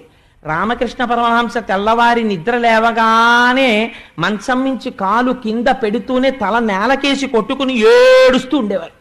ఎందుకలా ఏడుస్తున్నావయ్యా అని అడిగాడు మేనల్లుడు. నా జీవితంలో ఇంకొక రోజు వెళ్ళిపోయింది. ప్రత్యాయాంతికతాహ పునర్న దివసాహ కాలో జగద్భక్షక, ఈశ్వరుడు తినేశాడు కాలాన్ని. కానీ నాకు అమ్మవారి దర్శనం అవ్వలేదు, ఒక జీవితంలో ఆయుప్రమాణం అయిపోతోంది అని ఆయన ఏడ్చారు. బయటవాడికి ఎలా కనపడతారు? లోకం అంది రామకృష్ణ పరమహంసకి పిచ్చెక్కింది అంది. ఎందుకని? ఆయన యొక్క మనస్థితిని అర్థం చేసుకోలేని వాడికి అవతల వాడు పిచ్చివాళ్ళ కనపడ్డారు. అందుకని ప్రహ్లాదుని చూస్తే హిరణ్యకశిపుడు ఏమనుకుంటున్నాడు? ఏమిటో హాయిగా కనపడ్డ వాళ్ళందరినీ హింస చేయడం, బాధ పెట్టడం, వాడి దగ్గర ఎత్తుకురావడం, వీడి దగ్గర ఎత్తుకురావడం, ఇలాంటి పనులు చేయకుండా ఏమిటో జడుళ్ళ అలా కూర్చుంటాడు, ఏమిటో తనలో తాను నవ్వుకుంటూ ఉంటాడు, కళ్ళు మూసుకుని ఉంటాడు, ఏమిటో ధ్యానం చేస్తూ ఉంటాడు, ఓ చదువుకోడు, ఓ పుస్తకం పట్టుకోడు. వీడు రేపు పొద్దున్న సింహాసనానికి ఉత్తరాధికారి ఎలా అవుతాడు, ఎలా కూర్చుంటాడు, ఎలా పరిపాలన చేస్తాడు, రాక్షసుల్ని ఎలా సుఖపెడతాడు. రాక్షసుల్ని సుఖపెట్టడం అంటే ఏం చేయాలి? దేవతల్ని, బ్రాహ్మణుల్ని, యజ్ఞాల్ని, యాగాల్ని, గోవుల్ని, ధర్మాన్ని, అగ్నిహోత్రాన్ని, లోకాన్ని బాధ పెట్టాలి. ఈ బాధ పెట్టడం చేత కాని వాడు ఎలా రక్షిస్తాడు రాక్షసుల్ని అని బెంగ పెట్టుకుని శుక్రాచార్యుల వారి కొడుకులైనటువంటి చండ అమర్కులనే వాళ్ళని పిలిచాడు. పిలిచి, అయా మీ భృగు వంశం మా రాక్షస జాతికి ఎప్పటి నుంచో ఉద్ధరిస్తోంది. మా బిడ్డడైనటువంటి ప్రహ్లాదుడు జడుడిగా తిరుగుతున్నాడు. ఎలా కనబడ్డాడో చూడండి హిరణ్యకశిపుడికి. ఇంతటి భగవద్భక్తుడు జడుడిలా కనపడ్డాడు. అనవసరంగా సంఘం పెట్టుకుని చంద్రశేఖర పరమాచార్య స్వామి అంటారు, వాక్ అన్నది కేవలము ఈశ్వరుడు మనుష్యుడికి మాత్రమే ఇచ్చిన వరము, దాన్ని దుర్వినియోగం చెయ్యకు. మాట్లాడితే భగవంతుడి గురించి మాట్లాడు, అన్యమైన మాటలు మాత్రం తగ్గించు అంటారు. అలా తాను ఎక్కువ మాట్లాడకుండా ఈశ్వరుడు యందు రమించేటటువంటి ప్రహ్లాదుడు అతిగా మాట్లాడేటటువంటి హిరణ్యకశిపుడికి జడుడిలా కనబడ్డాడు. అందుకుని గురువుల్ని పిలిచి అన్నాడు, వీడికో నీతి శాస్త్రమో, ధర్మశాస్త్రమో, కామశాస్త్రమో బోధ చేయండి. బోధ చేస్తే వీడి ఎందుకు కొంచెం కదలిక వచ్చి 4 విషయాలు తెలుసుకుని వీడు 10 మందిని పీడించడం నేర్చుకుంటే నా తర్వాత సింహాసనం మీద కూర్చోవడానికి కావలసిన యోగ్యత కలుగుతుంది. అందుకని వీడికి కావలసినటువంటి నీతి బోధ చెయ్యండి. మీరు మా హృదయం ఎరిగిన వారు, మా వంశమును రక్షించిన వారు, ఎన్నోసార్లు మాకు విజయములను కట్టబెట్టిన వారు, అందుకని మమ్మల్ని అనుగ్రహించమని ఆ ప్రహ్లాదుణ్ణి తీసుకెళ్లి చండ అమర్కులకు అప్పచెప్పారు. పోతన గారు అంటారు, రాజాంతపుర ప్రాంగణమునందే ఒక గొప్ప విద్యాభవనం ఒకటి ఉండేది ఆ రోజుల్లో. అందులో వీళ్ళని నేర్పుతుండేవారు. చిత్రం ఏమిటో తెలుసా అండి? అన్నిటికన్నా రక్షణలు ఎక్కడ ఎక్కువ ఉండేవంటే అక్కడే ఎక్కువ ఉండేవి. ఎంత ఎత్తుగోడలు ఉండేవంటే ఇవాల్టి రోజున బహుశా చాలా స్ట్రిక్ట్ హాస్టల్ అనొచ్చేమో, ఎట్టి పరిస్థితుల్లోనూ పిల్లలు బయటికి వెళ్ళడానికి వీల్లేదు. ఏమిటి భయమో తెలుసా అండి? గభాలన వీళ్ళు బయటికి వెడితే, ఏ పిక్నిక్కో వెడితే ఏ నారదుడో వచ్చి మనసు పాడి చేసేస్తే వీళ్ళందరినీ కూర్చోబెట్టుకుని, అందుకని వాడికి చాలా భయం. తర్వాతి తరంలోంచి రావాలి రాక్షస బుద్ధి, అందుకని పిల్లల మనస్సులు పాడు చేయాలి. పిల్లల మనస్సులు పాడు చేసి పిల్లల్లో హింసాతత్వాన్ని ప్రోధి చేసేటటువంటి వాళ్ళ తత్వం హిరణ్యకశిపుడి యొక్క తత్వమే. అందుకని అటువంటి పాఠశాలా ప్రాంగణాన్ని నిర్మాణం చేసి చండ అమర్కుల్ని దానికి అధికారులుగా నియోగించాడు. అక్కడికి తీసుకెళ్లి ప్రహ్లాదుణ్ణి కూర్చోబెట్టాడు. కూర్చోబెడితే ఒక చిత్రమైన పని చేస్తుండేవాడు ప్రహ్లాదుడు. గురువులు ఏం చెప్తున్నారో అవి ఏకసంతాగ్రాహి. వాళ్ళు ఇలా చెప్పగానే ఆయన మేధస్సులో పట్టుకునేవాడు. కానీ తాను మాత్రం మళ్ళీ బదులు చెప్పేవాడు కాదు, ఏమీ మాట్లాడేవాడు కాదు. అయ్యా ఎందుకండి ఈ విద్యలు మమ్మల్ని ఏమైనా ఉద్ధరిస్తాయా? ఎందుకండి ఈ కామశాస్త్రం ఎందుకు, ఈ రాజనీతి శాస్త్రం ఎందుకు, ఈ అర్థశాస్త్రం ఎందుకు, ఇవన్నీ అక్కర్లేదండి అనేవాడు కాదు.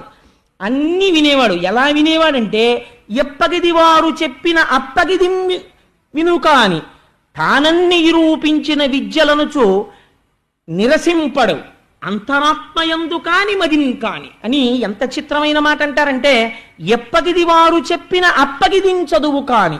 వాళ్ళు అర్థశాస్త్రం నేర్చుకోమంటే అర్థశాస్త్రం నేర్చుకుంటాడు, వాళ్ళు దుర్మార్గమైన నీతులు చెప్తే ఆ నీతులు నేర్చుకుంటాడు తప్ప అప్పటికి వాళ్ళు చెప్పింది నేర్చుకుంటాడు. మళ్ళీ ఓసారి ఆ పద్యం అప్పచెప్పు, ఇతరులు పీక ఎలా కోసేయాలో చెప్పంటే ఆ పీక ఎలా కోసేయాలో పద్యం చెప్తాడు అంతే. కానీ అది మనస్సులోకి వెళ్ళిందా? వెళ్ళలేదు. అంటే ఎంత దుష్ట సాంగత్యమునందు కూడా తన యొక్క స్థితిని, తన స్వరూప స్థితిని తాను నిలబెట్టుకున్నటువంటి మహాపురుషుడు ప్రహ్లాదుడు. ఇటువంటి స్థితిలో ఒకనాడు హిరణ్యకశిపుడికి కోరిక పుట్టింది. గురువులు వెళ్ళి, మీ అబ్బాయి చాలా పాఠాలు నేర్చుకున్నాడండి, అంత పెద్ద అయిన పిల్లలకి 4 పాఠాలు వచ్చాయని చెప్పుకోవడం గురువులకి కూడా సంతోషం కదా, మీరు చెప్పిన విధిని నిర్వహించాం, అందుచేత మీ పిల్లాన్ని ఏమైనా పిలిచి మాట్లాడితే మాట్లాడండి అన్నారు. ఒకసారి పిల్లాన్ని పిలిచాడు. పిలిచిన వాడు పోనీ అంతఃపురానికి పిలిస్తే గొడవ లేకపోను, సభామంటపానికి పిలిచాడు. ఎందుకని? ఓ కోరిక. తన కొడుకు తనంత వాడై తన తొడ మీద కూర్చుని అవన్నీ చెప్తుంటే సభలో ఉన్న వాళ్ళు చూసి, ఓహ్ మన రాజే అనుకున్నాం, మన రాజు తర్వాత ప్రహ్లాదుడు కూడా అంతటి వాడు రా అని పొంగిపోవాలని.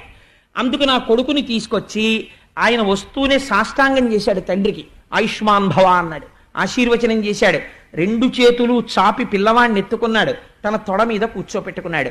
కూర్చోపెట్టుకుని ఒక చిత్రమైన మాట అన్నాడు. ఎంత మాట అన్నాడో చూడండి. అనుదిన సంతోషణములు, జనిత శ్రమ తాప దుఃఖ సంశోషణములు, తనయుల సంభాషణములు, ఇవి జనకులకున్ కర్ణయుగలి సద్భూషణములు.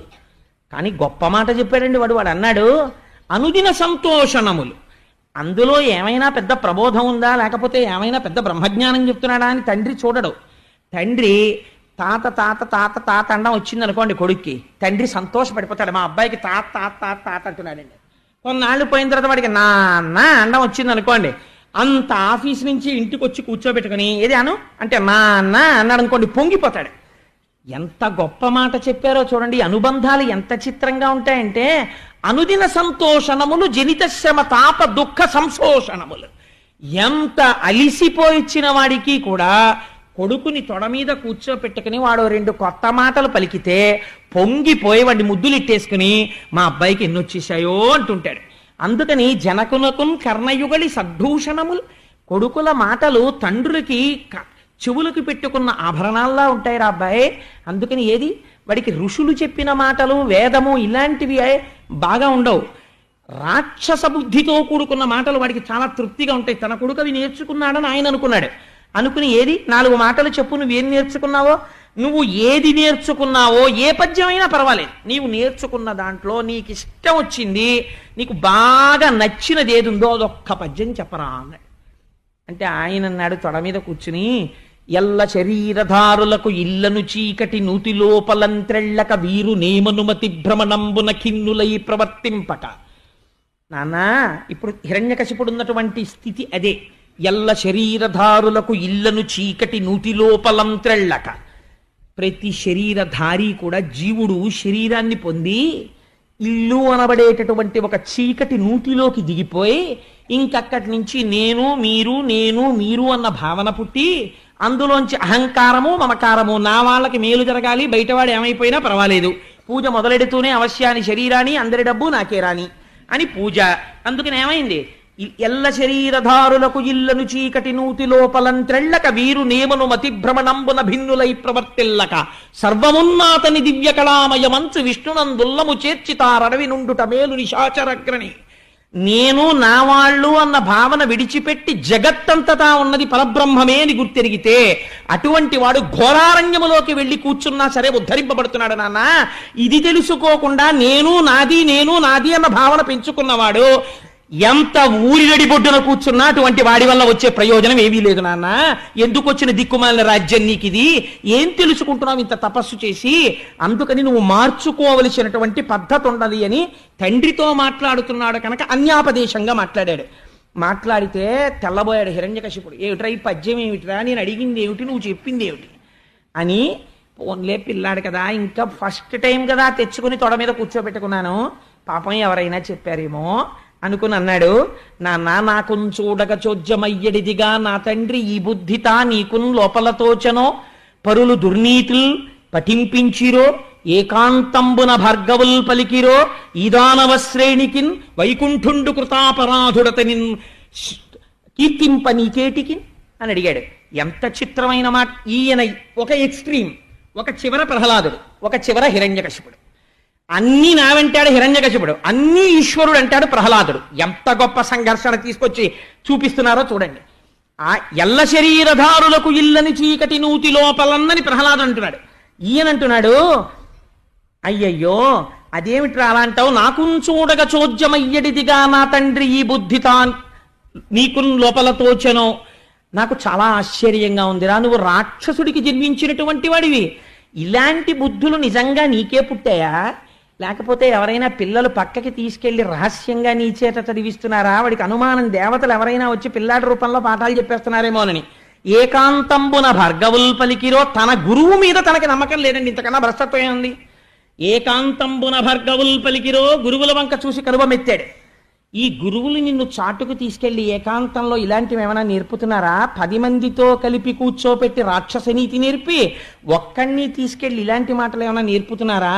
ఏకాంతంబున భార్గవుల్ పలికిరో ఈదానవ శ్రేణికి వైకుంఠుండు కృతాపరాధుడు.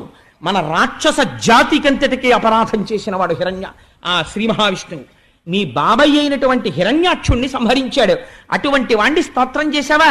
వైకుంఠుండు కృతాపరాధుడతని కీర్తింప నీకేటికి, ఆ విష్ణువుని కీర్తన చేస్తావేమిట్రా, అలా చెయ్యకూడదు అన్నాడు. అని నాన్న ఇప్పుడు నీకు బాగా అర్థమైందా? నేను చెప్పిన విషయం తెలుసుకున్నావా? మనం ఏం చెయ్యాలో తెలుసా? కనపడినటువంటి ప్రాణులను హింస చెయ్యాలి, బ్రాహ్మణుల్ని బాధ పెట్టాలి, యజ్ఞయాగాది క్రతువులను నశింప చెయ్యాలి, వేదం చదువుకోకుండా చెయ్యాలి, అగ్ని కార్యాలు జరగకుండా చూడాలి, ధర్మం పాడు చెయ్యాలి, పాడు చేసి మనమే రాజులమని ప్రకటించుకోవాలి. అంతే తప్ప ఇలాంటి మాటలన్నీ చెప్తావేమిట్రా? అలా ఉండకూడదు. ఏది నీకు అర్థమైందా? నేనేం చెప్పానో నీకేమర్థమైందో ఇప్పుడు చెప్పు అన్నాడు. అంటే ఆ నాన్నగారు అర్థమైంది అని ఇప్పుడు తన తండ్రి చెప్పింది చెప్తాడనుకున్నాడు.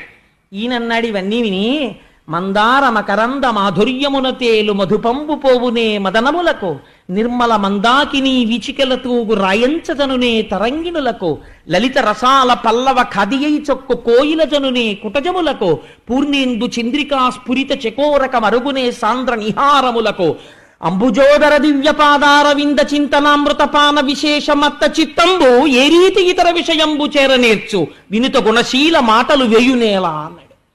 మందారమకరంద మాధుర్యమున తేలు మధుపంబు పోవునే మదనములకు. తెలుగుదేశంలో పుట్టి ఆంధ్రదేశంలో పోతనగారి యొక్క ఈ పద్యం రాని వాళ్ళు ఉండరు. మందార మకరంద మాధుర్యమున తేలు మధుపంబు పోవునే మదనములకు. ఎక్కడైనా పారిజాత పుష్పాల్లో మందార పువ్వుల్లో ఉండేటటువంటి తేనె త్రాగడానికి అలవాటు పడిపోయినటువంటి తుమ్మెద ఎక్కడో ఉన్న ఉమ్మెత్త పువ్వు మీద వాళ్తుందా నాన్న? మందార మకరంద మాధుర్యమున తేలు మధుపంబు పోవునే మదనములకు, నిర్మల మందాకిని వీచికల తూగు రాయంచదనునే తరంగిణులకు.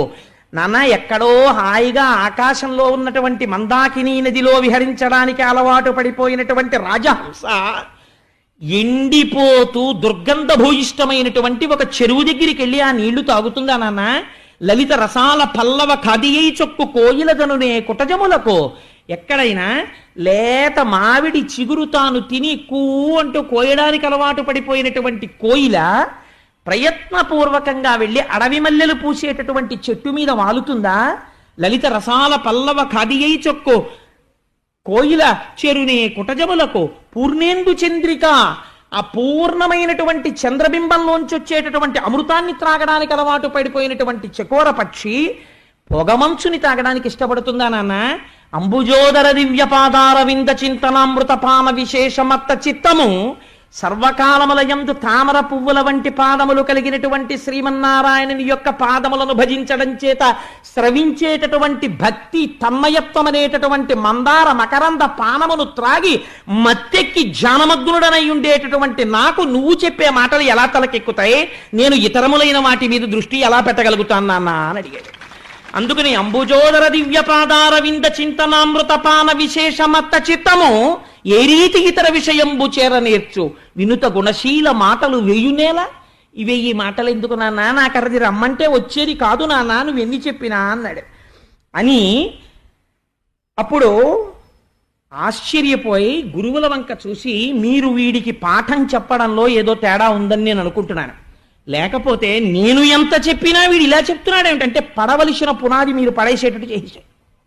లేకపోతే ఈ నారాయణ భక్తి ఎక్కడి నుంచి వచ్చేస్తోంది వీడికి? ఈ మాట తీసుకెళ్ళి చాలా జాగ్రత్తగా 1000 కళ్ళతో చూస్తూ ఈ పిల్లవాడికి అర్థశాస్త్రము ధర్మశాస్త్రము నేర్పండి, తీసుకెళ్ళండి అన్నాడు. అనేసరికి ఆ పిల్లవాడిని తీసుకుని చండామర్కులకి భయం వేసింది. ఒరే, నీకు మేము నేర్పింది ఏమిటి? నువ్వు చెప్పిన పద్యం ఏమిటి?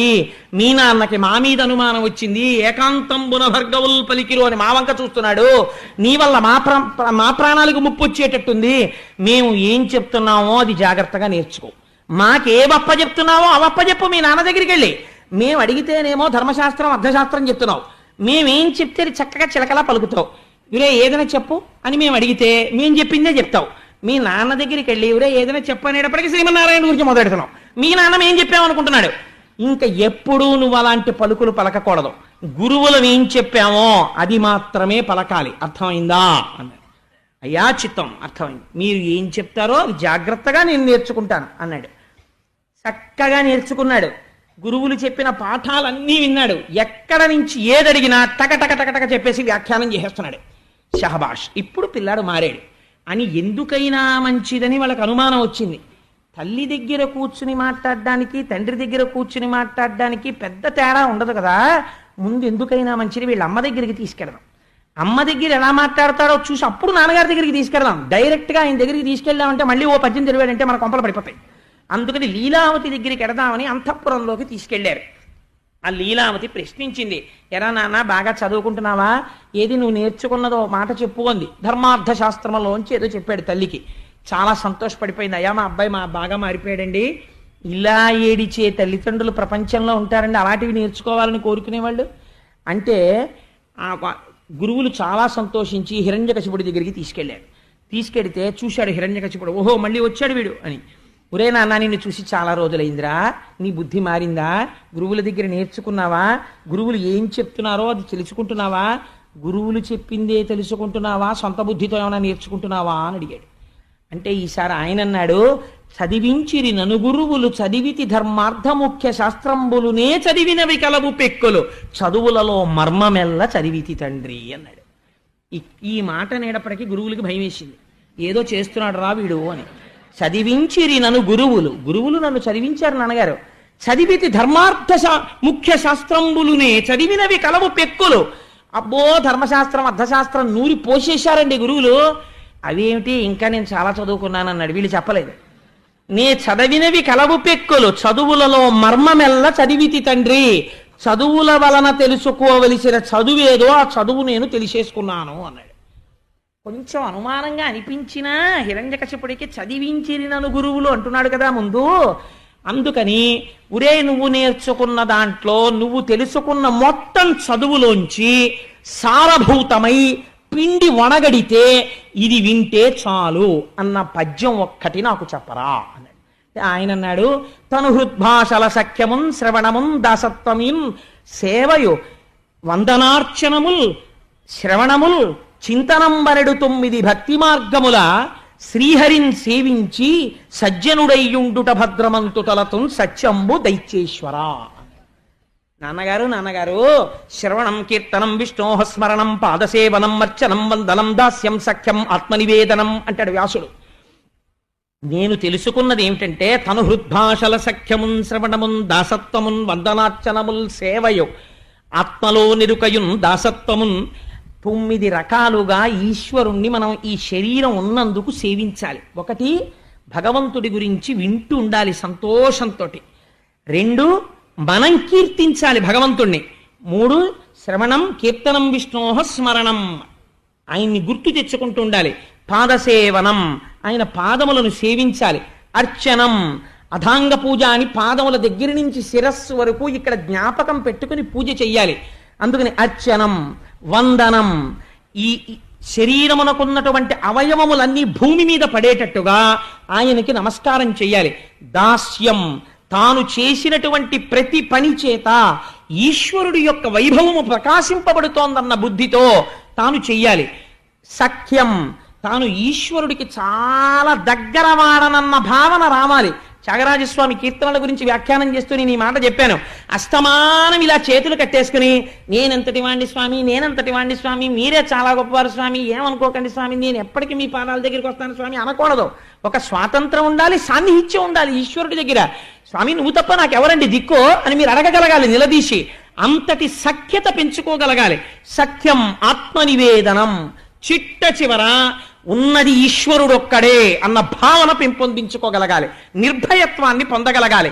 అందుకని నాన్న ఈ 9 రకాలైనటువంటి భక్తితో స్వామిని సేవించి సజ్జనుడై అలా నిలబడిపోవడం భద్రమంతు తలతు నిక్కంబు సర్వే దైత్యేశ్వర అదే చాలా భద్రమైన విధానము అని లోపల నేను నమ్ముతున్నాను నాన్న. ఇదే నేను చదువుకున్న చదువుల యొక్క మొత్తము సారాంశము అంటే. ఆయన అన్నాడు హిరణ్యకశిపుడు చూసి తెల్లబోయే, ఒరే ఇది గురువులు చెప్పలేదు, ఇది నేను చెప్పలేదు, నీ బుద్ధికి తోచింది, నీకెక్కడి నుంచి వస్తోంది ఇలాంటి ఆలోచన? మేమందరం నువ్వు పుట్టింది రాక్షస జాతిలో అంటే మేమందరం తప్పు చేస్తున్నామా? మేము ఇంతమందిని ఎలా ఆలోచిస్తున్నామో ఇంతమందిని ఏం చేస్తున్నామో అది నువ్వు ఎందుకు చేయడం లేదు? కంటికి కనపడనటువంటి శ్రీమన్నారాయణుడి మీద నీకు భక్తి ఎక్కడి నుంచి వచ్చిందని అడిగాడు. అడిగితే నిజంగా ప్రహ్లాదుడి మాటలే మాట్లాడు. ఆయన అంటాడు, అందేందూధయముల్ మహాభజిర శంఖారావముల్ మూక సత్గ్రంథాఖ్యాపనముల్ నపుంసక వధూకాంక్షల్ కృతఘ్నావళి బంధుత్వంబులు భస్మహవ్యములు లుబ్ధ ధనంబులు క్రోడ సద్గంధంబులు హరిభక్తి వర్జితుల వృధారిక్త సంసారముల్ అన్నాడు. నాన్న నువ్వు అన్నావే మేమందరికీ రాని ఆలోచన నీకొక్కడికే ఎందుకు వస్తోంది అని అడిగావు కదా, నీకొక్క మాట చెప్పనా? ఆయనని విడిచిపెట్టి మిగిలినవి నువ్వు ఎన్ని చేసినా అవన్నీ ఎటువంటి పనిలో నేను చెప్తాను, గుర్తుపెట్టుకో. అంధేందూదయముల్ పుట్టుగుడ్డివాణ్ణి తీసుకెళ్లి పున్నమి చంద్రుడి దగ్గర నించోబెట్టి చూడరా పున్నమి చంద్రుడు ఎంత అందంగా ఉన్నాడో అంటే ఎంత అసహ్యమో, ఈశ్వరుణ్ణి విడిచిపెట్టి సంసారం అంత బాగుందనుకోవడం అంత అటువంటి విషయం. అందేందూధయముల్ మహాభజిర శంఖారావముల్ పుట్టుకతో చెవిటివాడు. వాడి చెవి దగ్గరికి వెళ్ళి శంఖం ఊది బాగుందా శంఖనాదం అని అడిగారు అనుకోండి, ఎలా ఉంటుందో అలా ఉంటుంది. మూక సద్గ్రంథాఖ్యాపనముల్ ఆయన మహాప్రాజ్ఞుడై ఉండొచ్చు, చదువుకున్నవాడు, కానీ పాపం ఈశ్వరానుగ్రహం లేదు, మూగివాడిగా పుట్టాడు. మీరు చాలా చదువుకున్నారు కదండి, మీరు ప్రవచనం చేయండి అని ఒక మూగివాణ్ణి కూర్చోపెడితే ఆయన ప్రవచనం ఏం చెయ్యగలడో అలా ఉంటుంది. మూక సద్గ్రంథాఖ్యాపనముల్ నపుంసక వధూకాంక్షల్ నపుంసకుడైనటువంటి వాడికి స్త్రీ మీద కలిగిన కోరిక ఎలా ఉంటుందో అలా ఉంటుంది. నపుంసక వధూకాంక్షల్ క్రోడ సద్గంధంబుల్ పందికి తీసుకెళ్లి పన్నీర్ రాస్తే ఎలా ఉంటుందో అలా ఉంటుంది, అది వెంటనే మురుగుడు కాలువలోకి దూకేస్తుంది మళ్ళీని. భస్మ హవ్యంబులు పూర్ణాహుతి అంతా అయిపోయి 3 రోజులు అయిపోయిన తర్వాత యజ్ఞగుండంలో బూడిదుంటే అందులోకి పట్టుకెళ్లి హవిస్సు వేస్తే ఎలా ఉంటుందో అలా ఉంటుంది. భస్మ హవ్యంబులు లుబ్ధ ద్రవ్యంబులు ఆయన దగ్గర చాలా ఐశ్వర్యం ఉంది, కానీ తన జ్వరాన్ని కూడా ఎవరికి అప్పివ్వడు. నా జ్వరం నేనే అనుభవిస్తాను, నీకెందుకు ఇవ్వాలంటాడు. అటువంటి లుబ్ధుడు, అటువంటి వాడి దగ్గర ధనం నీకు ఎంత అక్కరకు వస్తుందో అటువంటిది. అన్నిటికన్నా చాలా గొప్పది ఏమిటో తెలుసానయ్య నాన్న, కృతఘ్నావళి బంధుత్వంబులు. వాడు కృతఘ్నుడు, చేసిన మేలు మరిచిపోతాడు. బ్రహ్మగ్నేచ సురాపేచ చోరే భగ్నవ్రతే తథా నిష్కృతిర్విహితా సిద్ధి కృతఘ్నో నాస్తి నిష్కృతి అంటాడు కిష్కింధకాండలో లక్ష్మణుడు. అందుచేత కృతఘ్నుడు చేసిన ఉపకారాన్ని మరిచిపోయి ప్రవర్తించేవాడు. అటువంటి కృతఘ్నుడితో బంధుత్వం ఉంది. వాడు ఏం ఉపకారం చేస్తాడు నీకు? కృతఘ్నావళి బంధుత్వంబులు. ఇవన్నీ ఎలా ఉంటాయో ఒక్క భగవంతుణ్ణి విడిచిపెట్టి మిగిలినవన్నీ పట్టుకోవడం అలా ఉంటుంది నాన్న. మీరు ఎన్ని పట్టుకుంటే నాకెందుకు, నేను పట్టుకోవలసింది పట్టుకున్నాను, కాబట్టి నువ్వు ఏ చిట్టాలో ఉన్నావో చూసుకో నాన్న అన్నాడు. అంటే ఆశ్చర్యపోయాడు కొడుకు వంక చూసి. ఆపలేదు అక్కడితోటి. కమలాక్షు నర్చించు కర్రములు కర్రములు శ్రీనాథు వర్ణించు జింహ జింహ సురరక్షకుని చూచు చూట్కులు చూట్కులు శేషసాయికి మ్రొక్కు శిరము శిరము విష్ణునాకర్ణించు వీనులు వీనులు మధువైరిద విలిన మనము మనము భగవంతు వలగొను పదములు పదములు పురుషోత్తముని మీది బుద్ధి బుద్ధి దేవదేవుని చింతించు దినము దినము చక్రహస్తుని ప్రకటించు చదువు చదువు కుంభినీదవు చెప్పెడి గురుడు గురుడు తండ్రి హరిజేరుమని ఎడి తండ్రి తండ్రి. వాత పెట్టాడు చివర. నాన్న కమలాక్షు నర్చించు కర్రములు కర్రములు, కమలముల వంటి కన్నులున్న శ్రీమన్నారాయణుణ్ణి అర్చించిన చేతులేవో వాటికి చేతులని పేరు. కర్రములు కర్రములు శ్రీనాథు వర్ణించు జింహ జింహ. ఆ శ్రీ మహావిష్ణువు గురించి పరవశించిపోయి దవడలు నిప్పెట్టేటట్టుగా స్తోత్రం చెయ్యాలి. అందుకే అంటారు పోతన గారు భాగవతాన్ని ప్రారంభం చేస్తూనే చేతుల ఆరంగ శివ పూజ చేయడేని నోరు నవ్వంగ హరి కీర్తి నుడువడేని దయయు సత్యంబులోనుగా తలపడేని కలుగ నేటికి తల్లుల కడుపు చేటు అంటారు. శివకేశవ భేదం చూడమని చెప్పలేదు. అర్చన చేసేటప్పుడు ఒక మెట్టు పైన నిలబడి లింగాభిషేకం చేయమన్నారు. స్తోత్రం చేసేటప్పుడు నోరు నెప్పెట్టేటట్టు శ్రీ మహావిష్ణువుని స్తోత్రం చేయమన్నారు. రెండూ ఒక్కటే అన్న భావనతో తరించి పొమ్మని చెప్పింది శాస్త్రం. అందుచేత నాన్న ఆ శేషసాయికి మొక్కని శిరము శిరమా నాన్న. ఆ మహానుభావుడి గురించి కీర్తనము చెయ్యనటువంటి నోరు నోరా, ఆయనకి ప్రదక్షిణం చెయ్యని కాళ్ళు కాళ్ళ, ఆయనని లోపల ధ్యానం చెయ్యని మనస్సు మనస్సా, ఆయన గురించి చెప్పని గురువు గురువా, ఆయన్ని చేరుకోరా అని చెప్పలేని తండ్రి తండ్రి నాన్న అన్నాడు. అంటే ఇప్పుడు ఏమనుకోవాలి హిరణ్యకశిపుడు అని అన్నాడు. నాన్న నీకు ఇంకొక మాట చెప్తాను. కంజాక్షునకు కాని కాయంబు కాయమే పవన గుంభిత చర్మ భస్త్రికాక వైకుంఠు పొగడ నివక్త్రంబు వక్త్రమే ఢమఢమధ్వనితోడి ఢక్కగాగా కమలేషు చూడని కన్నులు కన్నులే తను కుడ్జజాల రంధ్రములు కాక చక్రిచింతలేని జన్మంబు జన్మమే తరల సలిలనుద్భుతంబుగాక విష్ణుభక్తిలేని విభుదుండు విభుదుడే పాదయుగము తోడి పశువుగాక అన్నాడు. కంజాక్షునకు కాని కాయంబు కాయమే పవన గుంభిత చర్మ భస్త్రికాక. ఈశ్వరుడు ఎంతటి మహోదారుడంటే మహానుభావుడు. అందుకే విశ్వకర్మ మనుస్పష్టాస్తవిష్టస్తవిరోత్ప్రభ. ఆయన నిర్మించిన ఈ శరీరం ఎంత గొప్పది, ఆయన ఆజ్ఞ ఎంత గొప్పది.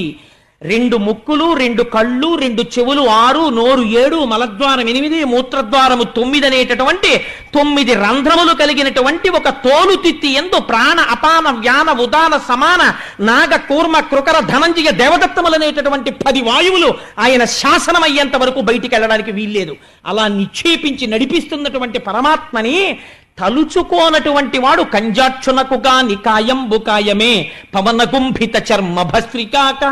ఆ కంజాక్షుణ్ణి సేవించడానికి సిద్ధపడనటువంటి శరీరం అది శరీరం, ఆ తోలు తిత్తి.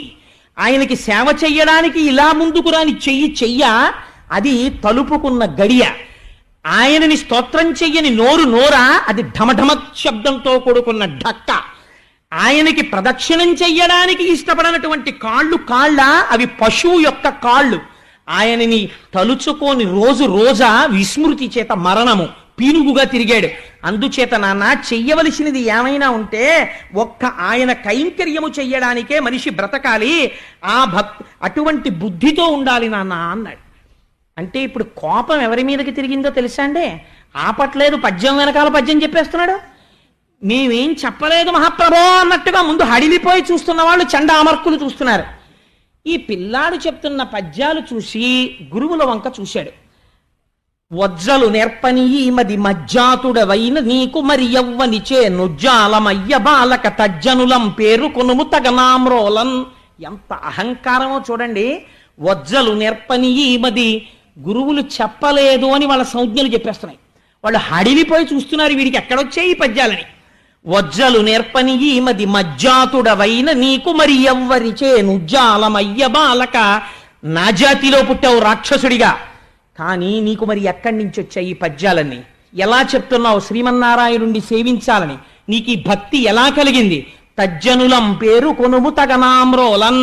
వాళ్ళెవరో నాకు చెప్పరా, వాళ్ళ సంగతి చూస్తాను అన్నాడు. అంటే ప్రహ్లాదుడు అన్నాడు, ఒకళ్ళ పేరు చెప్తే ఏం చేస్తావు నాన్న? పీక తీసేస్తావు. కానీ నేనొకటి చెప్పనా, నీలాంటి వాడికి శ్రీమన్నారాయణుడి గురించి చెప్పిన వాళ్ళు ఉన్నారు అని చెప్పినా నీకు అర్థం కాదు. ఎందుకంటే ఉన్న కళ్ళు మూసుకున్నావు నువ్వు. అచ్చపు చీకటింబడి నువ్వు పడిపోయినది మహాంధకారంలో, చీకట్లో పడిపోయి ఉన్నావు. చచ్చుచు పుట్టుచున్మరల చెర్విత చైర్వినలైన వారికి జెచ్చెర పుట్టునే పరుల చెప్పిననైన ఏమిచ్చిననైన నిజచ్చనైన కానలకు ఏగిననైన హరిప్రబోధముల్. అజ్ఞానంలో పడిపోయిన వాడికి వేదం ఒకటిందిరా, గురువులున్నారా, నారదుడున్నారా, మహర్షులున్నారా, వాళ్ళు చెప్పినటువంటి భక్తి ఉందిరా, జ్ఞానం ఉందిరా, వైరాగ్యం ఉందిరా అంటే వాడి తలకెక్కుతుందా? నాకెందుకండి నాన్నగారు ఇవన్నీ అంటాడు, నాకెందుకండి ఇవన్నీ అంటాడు. ఎందుకని? వాడు కళ్ళు మూసుకున్నాడు బలవంతంగా. అచ్చపు చీకటింపటి గృహవ్రతులై వాడు ఎప్పుడూ వాడికి సంసారం తప్ప ఇంకోటి అక్కర్లేదు. అటువంటి వాడికి నాన్న ఒకడు చెప్తే మాత్రం తెలుస్తుందా ఎవరు చెప్పారు అని అడుగుతున్నావు. ఒకవేళ అలాంటి వాడు అరణ్యంలోకి వెళ్ళి కూర్చుంటే వాడి మనస్సు నిలబడుతుందా నాన్న? నిలబడదు, మళ్ళీ సంసారాల వైపే పరిగెడుతుంటుంది. అటువంటి వాడిని పరులు చెప్పిననైనా నిజెచ్చనైనా కానలకు ఏగిననైనా అరణ్యాలకు వెళ్ళిపోయినా తనలోంచి తాను బుద్ధి పుట్టదు.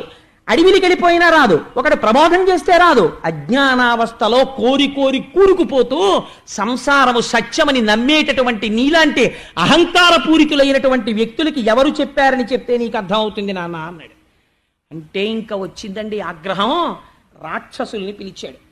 పిలిచి, ఒరే వీణ్ణి చంపండి. ఎలా చంపుతారో తెలుసా?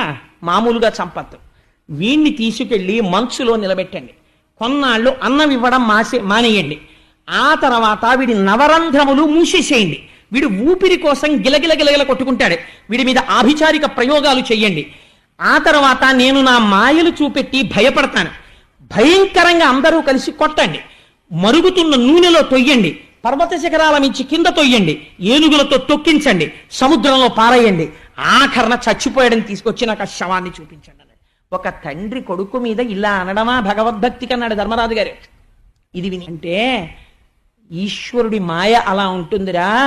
భగవంతుడి గురించి తెలుసుకుని భక్తిలో ఉన్నవాడు రమించిపోతుంటాడు. ఎంతసేపు నేను నాది అన్నవాడు క్రౌర్యంతో విర్రవీగిపోతుంటాడు. ఎవడి పతనాన్ని వాడు తెచ్చుకుంటున్నాడు. ఎదర వచ్చినటువంటి విషయాన్ని విను అన్నారు. అని ఆయన అన్నారు, తన్ను నిశాచరుల్ పొడవ దైత్య కుమారుడు మాటి మాటి కోపన్నగ సాయివో ధనుజ భంజనవో జగదీశవో సర్వాపన్న శరణ్యాంచు నుతించు కాని తా కన్నుల నీరుతాడు భయకంప సమేతుడు కడుభూవరా. చాలా ఆశ్చర్యకరమైన విషయం ఏంటంటే, మనకి రిఫ్లెక్స్ యాక్షన్ అని ఒకటి ఉంటుంది. ఓ మనిషిని ఎదురుగుండా నిలబెట్టి శూలంతో ఇలా పొడి చేస్తున్నారు అనుకోండి, వాడు నేను ఎంత శరీరమును కాదు నేను ఆత్మ అన్న భావనతో ఉన్నా శరీరమును రక్షించుకోవడానికి బహుశः ఇలా చేతులు అడ్డు పెట్టడమో ఏదో చేస్తాడు. శరీరంలో అంతర్భాగం కాదేమిటి చేతులు, కానీ చెయ్యి అడ్డు పెడతాడు గభా అన్న. ఆశ్చర్యం ఏమిటంటే, తన్ను నిశాచరుల్ పొడవా శూలం పెట్టి ఒక్కొక్క పోటు పొడి చేస్తుంటే, పర్వత శిఖరాల నుంచి కింద బారేస్తుంటే, సముద్రంలోకి విసిరేస్తుంటే, కింద పడేసి ఏనుగుల్ని తీసుకొస్తుంటే, హిరణ్యకశిపుడు భయంకరమైన మాయారూపాన్ని చూపిస్తుంటే, ఈయననేవట మనస్సులో తన్ను నిశాచరుల్ పొడవ దైత్య కుమారుడు మాటి మాటి కోపన్నగ సాయి ఓ ధనుజ భంజన ఓ జగదీశ ఓ సర్వాపన్న శరణ్య ఓ అఖిల పావన యంచు నుతించు కాని తా కన్నుల నీరుతాడు భయకంప సమేతుడు కడుభూవర. అలా పొడి చేయడానికి వచ్చేస్తున్న వాళ్ళల్లో, శూలంలో, రాక్షసుల్లో, తండ్రిలో, అందరిలో, అంతటా, సముద్రంలో, పర్వతంలో, పర్వత శిఖరంలో, కింద పడిపోతున్నప్పుడు ఒంటికి తగులుతున్న వాయువులో, కింద పడిపోతున్న భూమిలో, అంతటా శ్రీమన్నారాయణుణ్ణి చూసి పొంగిపోతుంటే గుప్త రూపంలో స్వామి లక్ష్మీ సహితుడై వచ్చి ఆయన్ని పట్టుకుంటున్నాడు. ఇంతమంది కలిసి కుమ్మితే ఒళ్ళు నిప్పెట్టదు, చెమట పట్టదు, ఎముకలు విరగవు, ఏమీ జరగవు. ఈశ్వరుణ్ణి నమ్ముకున్న వాడికి లోటు ఎక్కడి నుంచి ఉంటుందండి? అందుకని ఇన్ని జరుగుతుంటే చాలా ఆశ్చర్యకరమైనటువంటి సందర్భం జరిగింది. ఇన్ని రకాలుగా బాధ పెడుతుంటే పారడు లేచి దిక్కులకు బాహువులొద్దడు బంధురాజిలో దూరడు ఘోరకృత్యమని దూరడు తండ్రిని మిత్రవర్గముంజీరడు మాతృసంగము వసించు సువర్ణ గృహంబులోని కిందారడు తాపమనుందడు కావరేయనడు తాపమనుందడు కంటకింపడు. చిత్రం ఏమిటంటే, పోనీ అలా అనలేదండి, ఈశ్వరుని అన్నాడు. పోని తర్వాత ఎప్పుడైనా వెళ్ళి స్నేహితుల దగ్గరికి మా నాన్న చూశారా నన్ను ఎలా పొడిపించేస్తున్నాడో అన్నాడేమో అని అనుకుంటున్నారేమో. ఎన్నడూ అలా అనలేదు. ఆయన ఇలా చేతులు అడ్డు పెట్టేవాడు కాదు, ఇలా కొట్టేస్తుంటే పరిగెత్తుకుంటూ స్నేహితుల దగ్గరికి వెళ్ళేవాడు కాదు, బంధువుల దగ్గరికి పరిగెత్తేవాడు కాదు, అమ్మ పిన్నులు నివసించేటటువంటి ఆ సువర్ణపు మేడలోకి పరిగెత్తేవాడు కాదు, ఘోరకృత్యమని దూరడు తండ్రిని నిందించేవాడు కాదు, స్నేహితుల దగ్గరికి పరిగెత్తేవాడు కాదు. ఎక్కడున్నవాడు అక్కడే నిలబడి నారాయణ నామజపం చేసేస్తుంటే అంతకంతకి తేజోవిరాజితుడైపోతున్నాడు. ఒక్కొక్క వార్త వస్తోంది, అయా ఏనుగులతో తొక్కించేశాం, కానీ ఏమి చిత్రమో చెమట పట్టలేదు, ఇంకా ఆశ్చర్యం చెప్పమా భూమిలో పాతేశాం. మీరు భాగవతం చదవండి. ప్రకృతికి అతీతమైనటువంటి స్థితిని పొందాడండి. ఈశ్వరుడి యొక్క రక్షణ పొందిన వాడికి రక్షణము కలిగి సాధుడు ఈశ్వరుడి చేత రక్షింపబడు, రక్షణము లేక అసాధుడు శిక్షితుడగు కలుడు చేత పాప చిత్తుండగుటంటారు పోతన గారు. ఈశ్వరుణ్ణి మాత్రమే నమ్ముకుని పూర్వజన్మలలో ఆయన పాదములు పట్టుకున్నవారు ఎంత చిత్రంగా బతికేస్తారంటే మన ఊహకందదు. నేను నిడదవోలు షటిల్ చేసే రోజుల్లో తరచు చెప్తుంటాను, ఒక తల్లికి ల్యాబొరేటరీలో ట్రైన్లో ప్రసవం అయిపోయింది. ప్రసవం అయిపోతే ఆ తర్వాత వాళ్ళు వెళ్ళి ఎంతకీ రావట్లేదేమిటి ఈవిడని తలుపులు కొట్టారు. నిడదవోల్లో రైలు ఆగిపోయిన తర్వాత ఆ రోజుల్లో నాతో షటిల్ చేసిన వాళ్ళందరూ కూడా ప్లాట్ఫామ్ మీద నిలబడిపోతే ఈవిడ్ని బయటికి తీసుకొస్తే ట్రైన్ ఆపేశారు. ఆవిడ ఏం చెప్పిందంటే, ప్రసవం అయిపోయింది, ఆ పిల్ల ఆ ల్యాబొరేటరీ తాలూకా హోల్లోంచి 2 పట్టాల మధ్యలో రాళ్ల మీద పడిపోతే ట్రైన్ వెళ్ళిపోయింది. తల్లి కదా, ఎంతైనా వదిలేలేరు కదా, పిల్లవాడిని ఎక్కడ పడిపోయాడో చూద్దామని పరిగెడితే పాపం అక్కడ ట్రాలీ ఉంటే ట్రాలీ మీద తీసుకెళ్లారు. వాళ్ళని తీసుకెళ్తే అంత దూరం వెళ్ళేటప్పటికి కొంతమంది హాకర్స్ ఉంటారు, వాళ్ళకి పర్మిషన్ ఉండదు, ట్రైన్లో అమ్మకూడదు. వాళ్ళు స్టేషన్కి బాగా అవుటర్లోనే రన్నింగ్ ట్రైన్లోంచి దిగిపోతుంటారు. ఒక వేరుశనక్కాయలు అమ్ముకునేవాడు బుట్ట పట్టుకుని నిడదవోలుకి బాగా అవుటర్లోనే కిందకి దిగిపోయాడు. బ్రాహ్మణగూడెం దాటుతుండగా దిగిపోయాడు. 4 అడుగులు వేసేటప్పటికి కాకులు అరుస్తున్నాయి. ఏమిటి సడన్ గా కాకులు అరుస్తున్నాయి, పావుందేమో అనుకుంటూ చూస్తున్నాడు. క్యార్ అని ఏడుస్తూ చంటి పిల్ల ఉంది. ఆ పిల్లకేం తెలుసు, రైలు వెళ్ళిపోయింది. ఇంతే పిల్ల తగలలేదేమి, నీ రైలు వెళ్ళిపోయింది. ఆ పిల్లని తీసి వేరుశనక్కాయల బుట్టలో పెట్టుకుని నిడదవోలు స్టేషన్కి ఎదురొచ్చాడు వాడు. ఈ పిల్లని తీసుకొచ్చి తల్లికి అప్పచెప్తే నిజంగా ఆ రోజున మీరు నమ్మండి నమ్మకపోండి, మా జీవితంలో ఏదో అవుట్ ఆఫ్ టర్న్ ప్రమోషన్ వచ్చేసి మమ్మల్ని ఎస్ఆర్ఎం పోస్ట్లో వేసేస్తే ఎంత ఆనందపడిపోతామో అంత ఆనందపడిపోయాం. ఎందువల్ల అంటే ఆ బిడ్డ ఏమిటి, ఎక్కడో పడిపోవడం ఏమిటి, తల్లికి దక్కడం ఏమిటి, ఏం ఆశ్చర్యం నిజంగా. ఇప్పుడు చెప్పండి, ఈశ్వరుని యొక్క అనుగ్రహం ఉన్నవాడు ఎందుకు రక్షింపబడడు? మీకు చెప్పి రక్షించాలా? ఇలా ఉంటుందంటే మోడసాపరండి, ఇలా ఉండి రక్షిస్తానని మీకు చెప్పాలా? మీకు కావలసింది రక్షణ అంతే. ఆయన తలుచుకున్న నాడు పంచభూతములు ఆయన ఎందుకు రక్షించలేడు? రక్షించగలడు. అందుచేత ప్రహ్లాదుని ఆయన రక్షించుకున్నాడు, తనవాడైన కారణం చేత, తన యందు భక్తి కలిగిన వాడైన కారణం చేత. అయితే ఆశ్చర్యకరమైన విషయం ఏమిటో తెలుసా అండి? ఏడుస్తున్నవాడు ఒకడు ఉన్నాడు, తల పట్టుకుని నిద్ర లేకుండా రాత్రింబవళ్ళు దీనవదనంతో కూర్చుని ఉన్నట్ట. ధర్మరాజు గారైతే ఈ ఘట్టం విని తెల్లబోయాడండి. పోతన గారు అంటారు, ముంచితి వార్తులం గదల మొత్తితి శైల తటంబులందు ద్రొబ్బించితి, శత్రరాజి పొడిపించితి మీద నిభేంద్ర పంక్తి రొప్పించితి, ధిక్కరించితి శపించితి ఘోర దవగ్నులందు త్రోయించితి, పెక్కుపట్లు నలగించితి, చావడిదేమి చిత్రము. వాడు ఎందుకు బెంగెట్టుకున్నాడంటే మాట్లాడరా అంటే నారాయణ అంటాడు. కొంచెం చంపవతల పారేద్దామంటే చంపడానికి ఎన్ని ఉన్నాయో అన్నింటితోటి ప్రయోగించాడు, చచ్చిపోడు. పోని చచ్చిపోడు నీరసపడతాడా అంటే నేను ఎన్ని రకాలుగా ప్రయత్నిస్తే అంత తేజాన్ని పొందుతున్నాడు. వీడు మందేసుకున్నాడా ఏమైనా అంటే, ఏమైనా ఉపాసన చేశాడా అంటే వీడు నా వాళ్ళ ఖైదులో ఉన్నాడు. అసలు వీడు చచ్చిపోతాడా అని బెంగెట్టుకున్నాడు తండ్రి. ఎంత చిత్రమో చూడండి.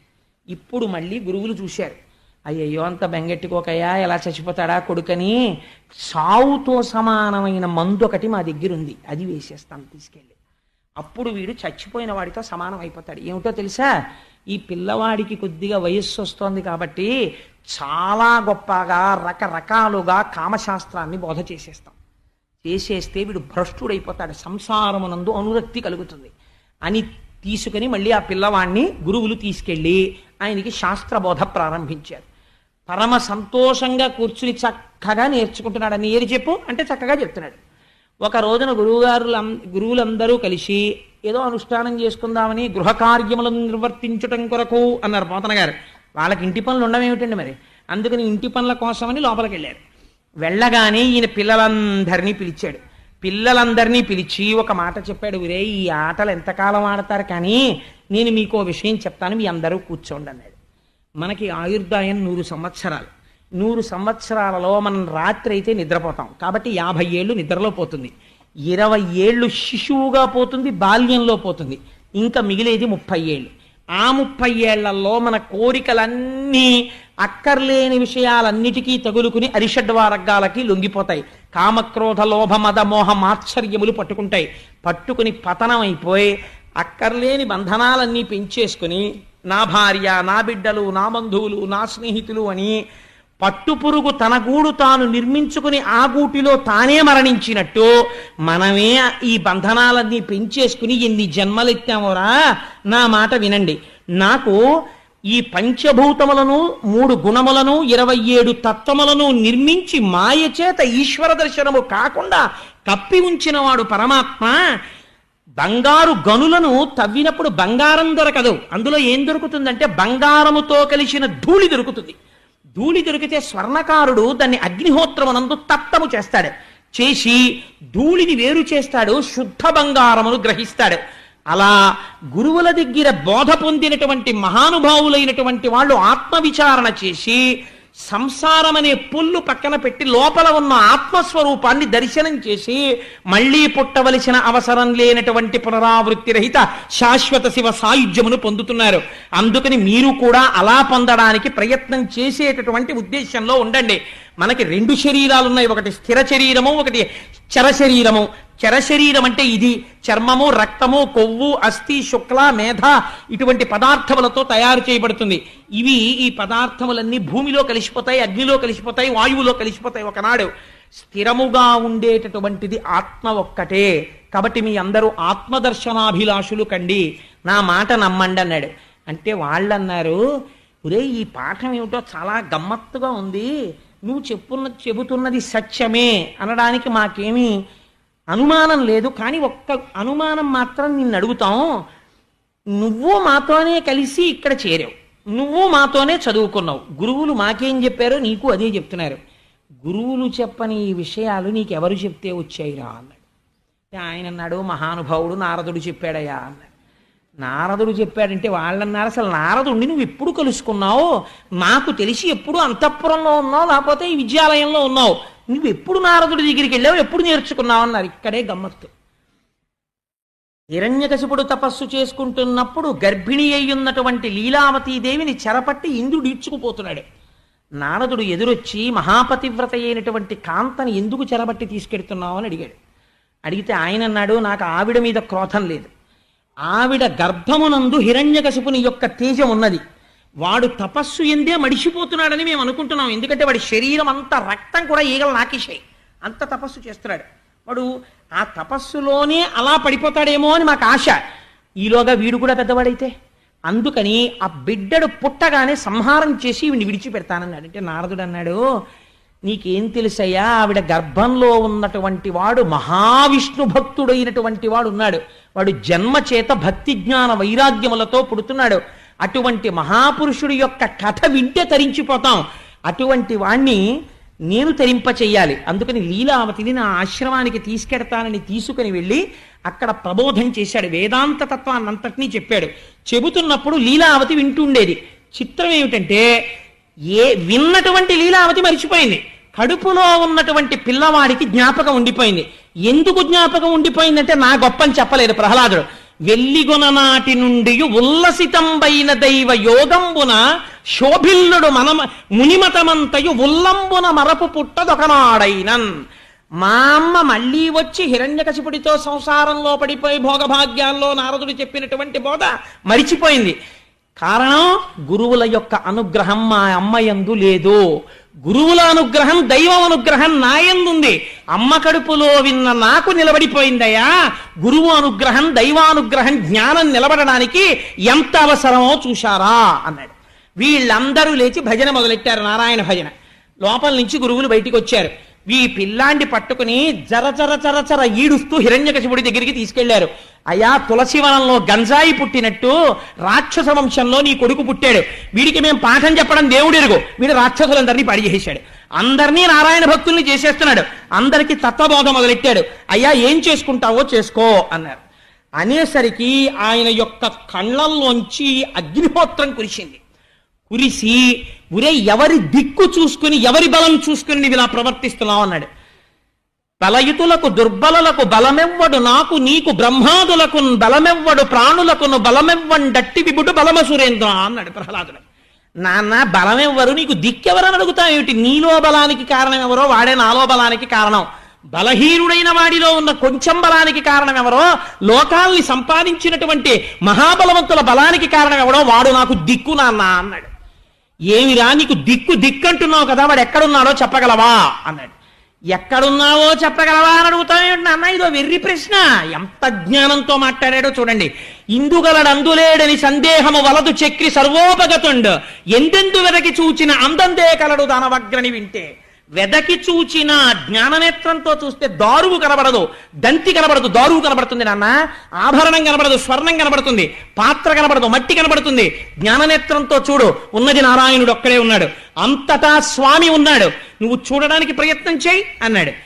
అని చిత్రం ఏమిటో తెలుసా అండి? ఒక పక్క తండ్రి ఆగ్రహంతో ఉంటే అంతటా నారాయణుడు ఉన్నాడని చెప్పడానికి ఆనంద పారవస్యం వచ్చేసి, ఇది భక్తి జ్ఞానముల యొక్క కూడిక. పొంగిపోతూ నాట్యం చేసేట ప్రహ్లాదుడు. మీరు కావాలంటే భాగవతం చదవండి. నాట్యం చేసేస్తూ కలడంబోది కలండు గాలి కలడు ఆకాశంబునన్ కుంభినన్ కలడు అగ్నిన్ దిశలం పగళ్ళ నిశలన్ ఖజ్జోత చంద్రత్మలం కలడు ఓంకారమునం త్రిమూర్తుల త్రిలింగ వ్యక్తులం దంతట కలండీశుండు కలండు తండ్రి వెతకంగానేలా ఇయాయడం. నాన్న, ఎక్కడ లేడని అడుగు నాన్న. ఈశ్వరుడు లేని ప్రదేశం రాత్రులందు పగలందు ఆకాశమునందు పైన మధ్యలో సర్వభూతములయందు అగ్నియందు ఓంకారమునందు సమస్తమునంతటా నిండి నిబిడీకృతం అయ్యాడు నాన్న. ఆయన లేని ప్రదేశం లేదు అన్నాడు. అనేసరికి ఈయనకి ఎంత ఆగ్రహం వచ్చిందంటే ఇప్పుడు ఏదో ఒక చోటు చూపిస్తాడు. చూపుడు వేలు తిరుగుతోంది, ఇక్కడ ఉన్నాడా అంటాడు. అంతటా ఉన్నవాడు ఎప్పుడూ ఉన్నాడు, కానీ ఇక్కడ ఉన్నాడా అనేటప్పటికీ ఇప్పుడు ఒక మాట నిజం చెయ్యాలి, తన భక్తుడి మాట నిజం చెయ్యాలి. బయటికి వచ్చిన మరుక్షణం అవతార ప్రయోజనం నెరవేరిపోవాలి, హిరణ్యకశిపుడు నశించాలి. ఇప్పుడు ఎవరు జాగ్రత్త పడ్డారట? చెప్పినవాడు నాట్యం చేస్తున్నాడు. భక్తుడి స్థితి ఇలా ఉంటుంది. హరి సర్వాకృతులంకలండనుచు ప్రహ్లాదుండు భాషింప, ఇంద్రుడు లేడు లేడనుచు దైత్యుండు తర్జింప, హరి సర్వాకృతులందాల్చే అని ఆయన సమస్త స్థావర జంగమోత్కరమైన ఈ జగంబునంతటం, ఈ సమస్త స్థావర జంగమాత్మకమైనటువంటి ఈ సమస్త ప్రపంచమనందు కూడా నరసింహాకృతిని దాల్చి చంపడానికి సిద్ధమై వేలు ఎక్కడాగితే అక్కడి నుంచి బయటికి వచ్చి ఉన్నాడు ఈశ్వరుడని నిరూపించడానికి శ్రీ మహావిష్ణువు సమాయత్తమవుతున్నారు. బ్రహ్మాండములే నరసింహాకృతిని దాల్చాయి ఆ రోజున. అటువంటి స్థితిలో ఇలా వేలు తిప్పి స్తంభమునందున్నాడా అని అడిగాడు. అడిగితే ప్రహ్లాదుడు అన్నాడు, అనుమానమా అన్నాడు. అయితే చూపించు అన్నాడు. నేను చూపించడం ఏమిటి, నువ్వు అడుగు వస్తాడు అన్నాడు. సింహాసనం మించి గబ గబ గబ గబ దిగి మెట్ల మించి దిగి గద ఎడంచేత్తో పట్టుకుని కుడి అరి చేతితో స్తంభం మీద ఒక్క దెబ్బ కొట్టాడు. అమ్మ బాబోయ్, పోతన గారు వచనానుసంధానం చేశారండి. అందులోంచి ఒక భయంకరమైనటువంటి మెరుపు మెరిసింది. అది ప్రళయకాలంలో మెరిసేటటువంటి మెరుపు ఎలా ఉంటుందో అటువంటి మెరుపు వచ్చింది. ఆ మెరుపు యొక్క కాంతికి అక్కడ ఉన్న వాళ్ళందరూ కూడా స్పృహ తప్పి పడిపోయారు. ప్రళయకాలమునందు పిడుగులు పడితే ఎటువంటి చప్పుళ్ళు వస్తాయో అంత భయంకరమైన ధ్వనులు వచ్చాయి.